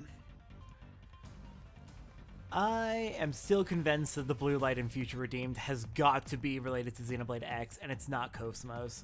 Like, Nintendo's on good terms with Bandai Namco, but I do not see Xenosaga coming back. Not... You don't think that Xenoblade 4 is going to also be Xenosaga 4? It's possible, but, like, they would need to re-release Xenosaga before that happens, and that hasn't been announced yet. So, until that's announced, I'm not going to believe it. If it gets announced, then you have convinced me already that it is happening. But until that's announced, I don't buy it. Now, obviously, I'd be happy to be wrong. For as ridiculous as it is, I do love Xenosaga. I would love for it to come back. Yeah, you just wait until Xenoblade 4 when we run into a crashed ship and encounter the people in it, which is a little old couple and their redhead gunslinging bodyguard.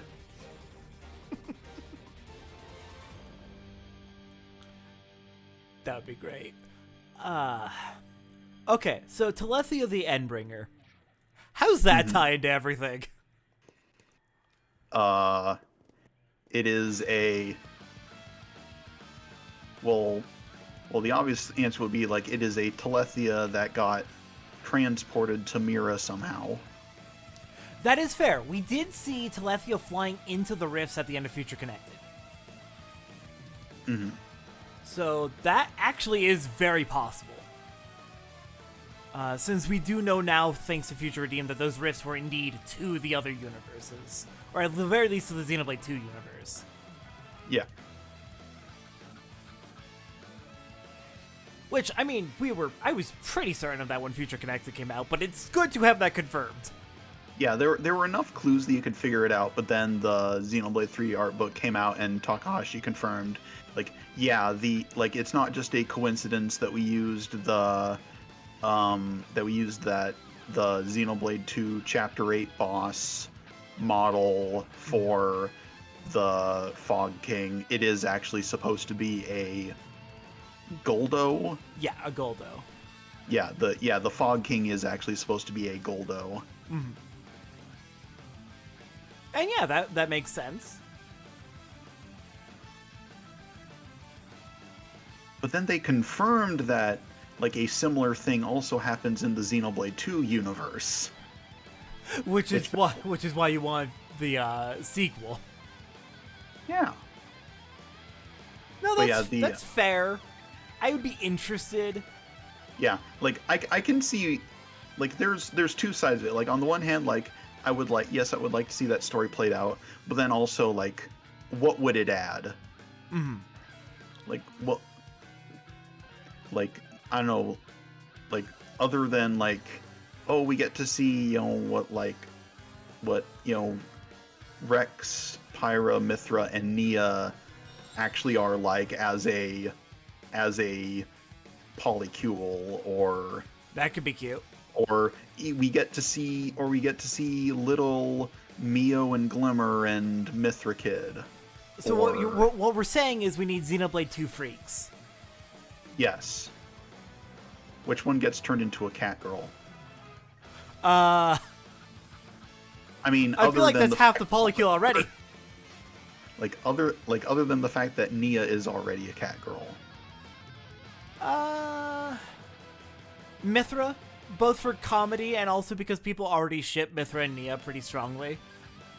Oh yeah. I mean, Nia Mithra was like pretty much as soon as Xenoblade 2 came out, people were into that. Yeah.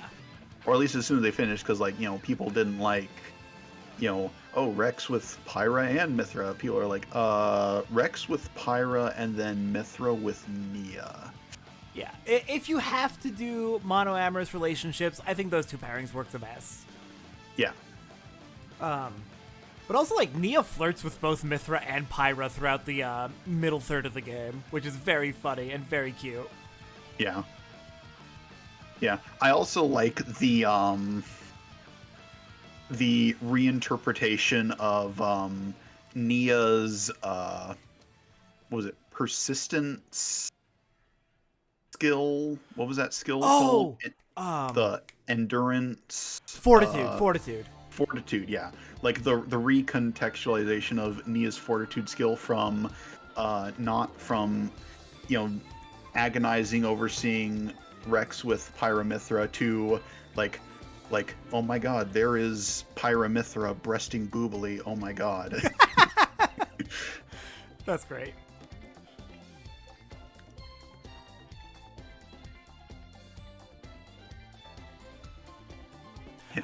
Hold yourself together, Nia. Don't. You know you want to stuff your face in there, but don't. At the very least, wait for things to calm down, and then ask. I did learn recently, apparently there was a line from the end of Xenoblade 2 that got cut in localization, and it makes me sad hearing about it. Really? Apparently, when the party was talking to Klaus, dang it, I let it get away. Apparently, when the party was talking to Klaus, at one point Klaus, maybe this was said and I just somehow don't remember it, but I feel like I would. My memory's not the best though. Apparently, Klaus outright says, "God must be punishing me or something," and Rex is shocked. But I thought you were God. Which that's a fun little character moment. I'm a little sad. I don't remember that happening in the English dub, so I'm assuming it did get cut. I don't remember that line, but also it makes sense why it's cut, since in the localization they don't call him God, they call him the Architect. Yeah. But obviously Klaus would not call the Christian God the Architect. Mm-hmm. An unfortunate loss in localization. Yeah. I do really like the localization changes they generally make overall. It usually makes a lot of sense. Like Xenoblade 2, all the previous culture would have been destroyed. It would not make sense for them to be be straight up quoting the Bible or saying God referencing the Christian God. It makes sense for them to have their own terms for it. I think it's good world building that they localize it like that. But then it leads to loss of lines like that. Yeah.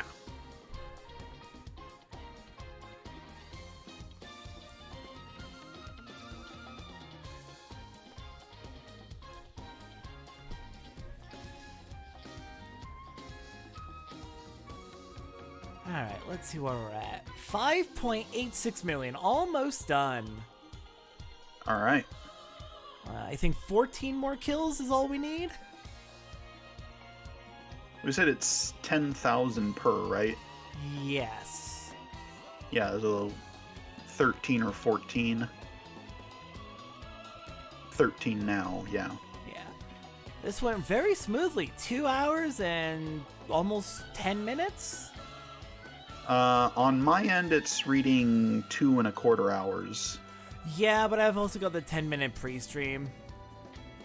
My end, Yeah. and also took a couple of breaks. Yeah. So more like 2 hours flat. Yeah.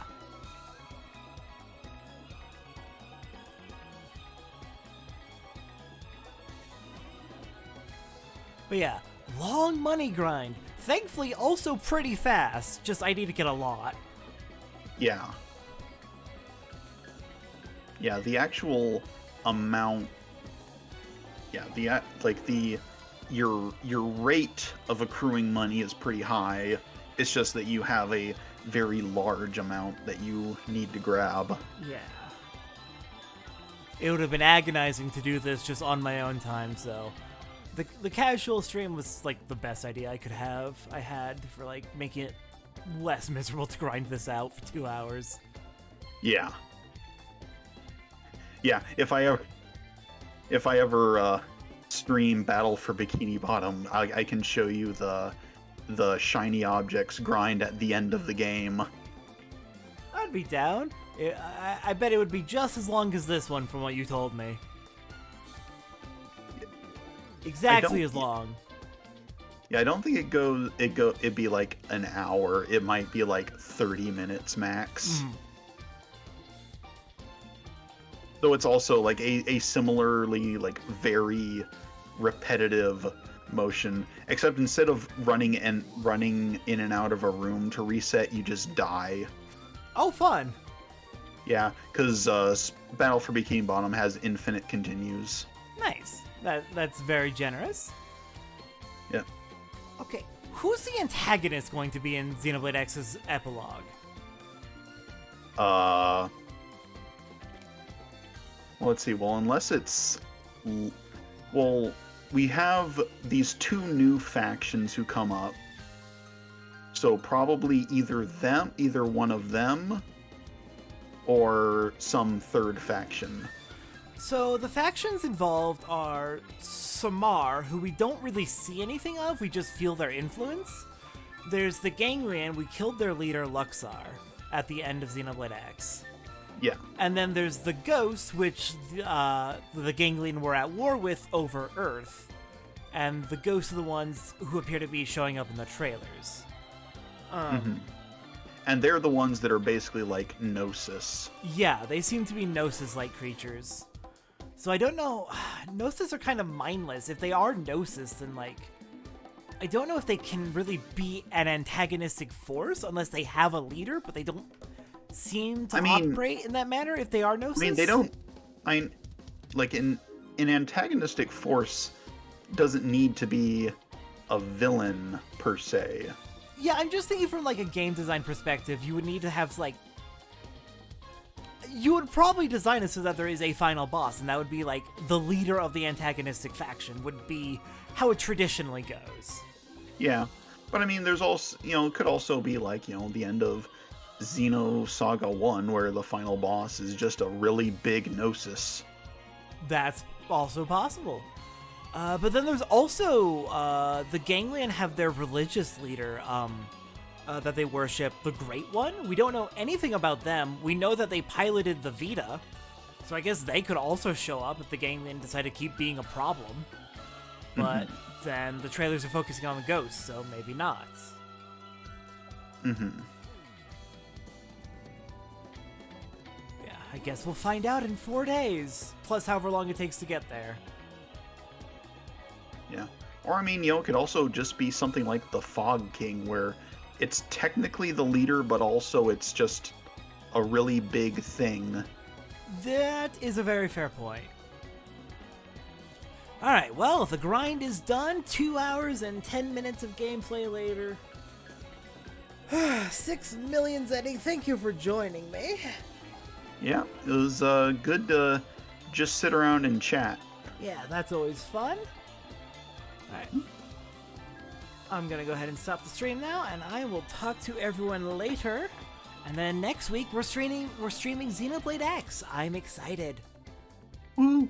Oh yeah, and then and also tomorrow morning in like 19 hours or so, gonna finish up Jack 2. Yes, I'm very excited about that. That is tomorrow Yes. on Tactician Geek's channel. Yep. Alright. Have a good day, everyone. All right. See ya.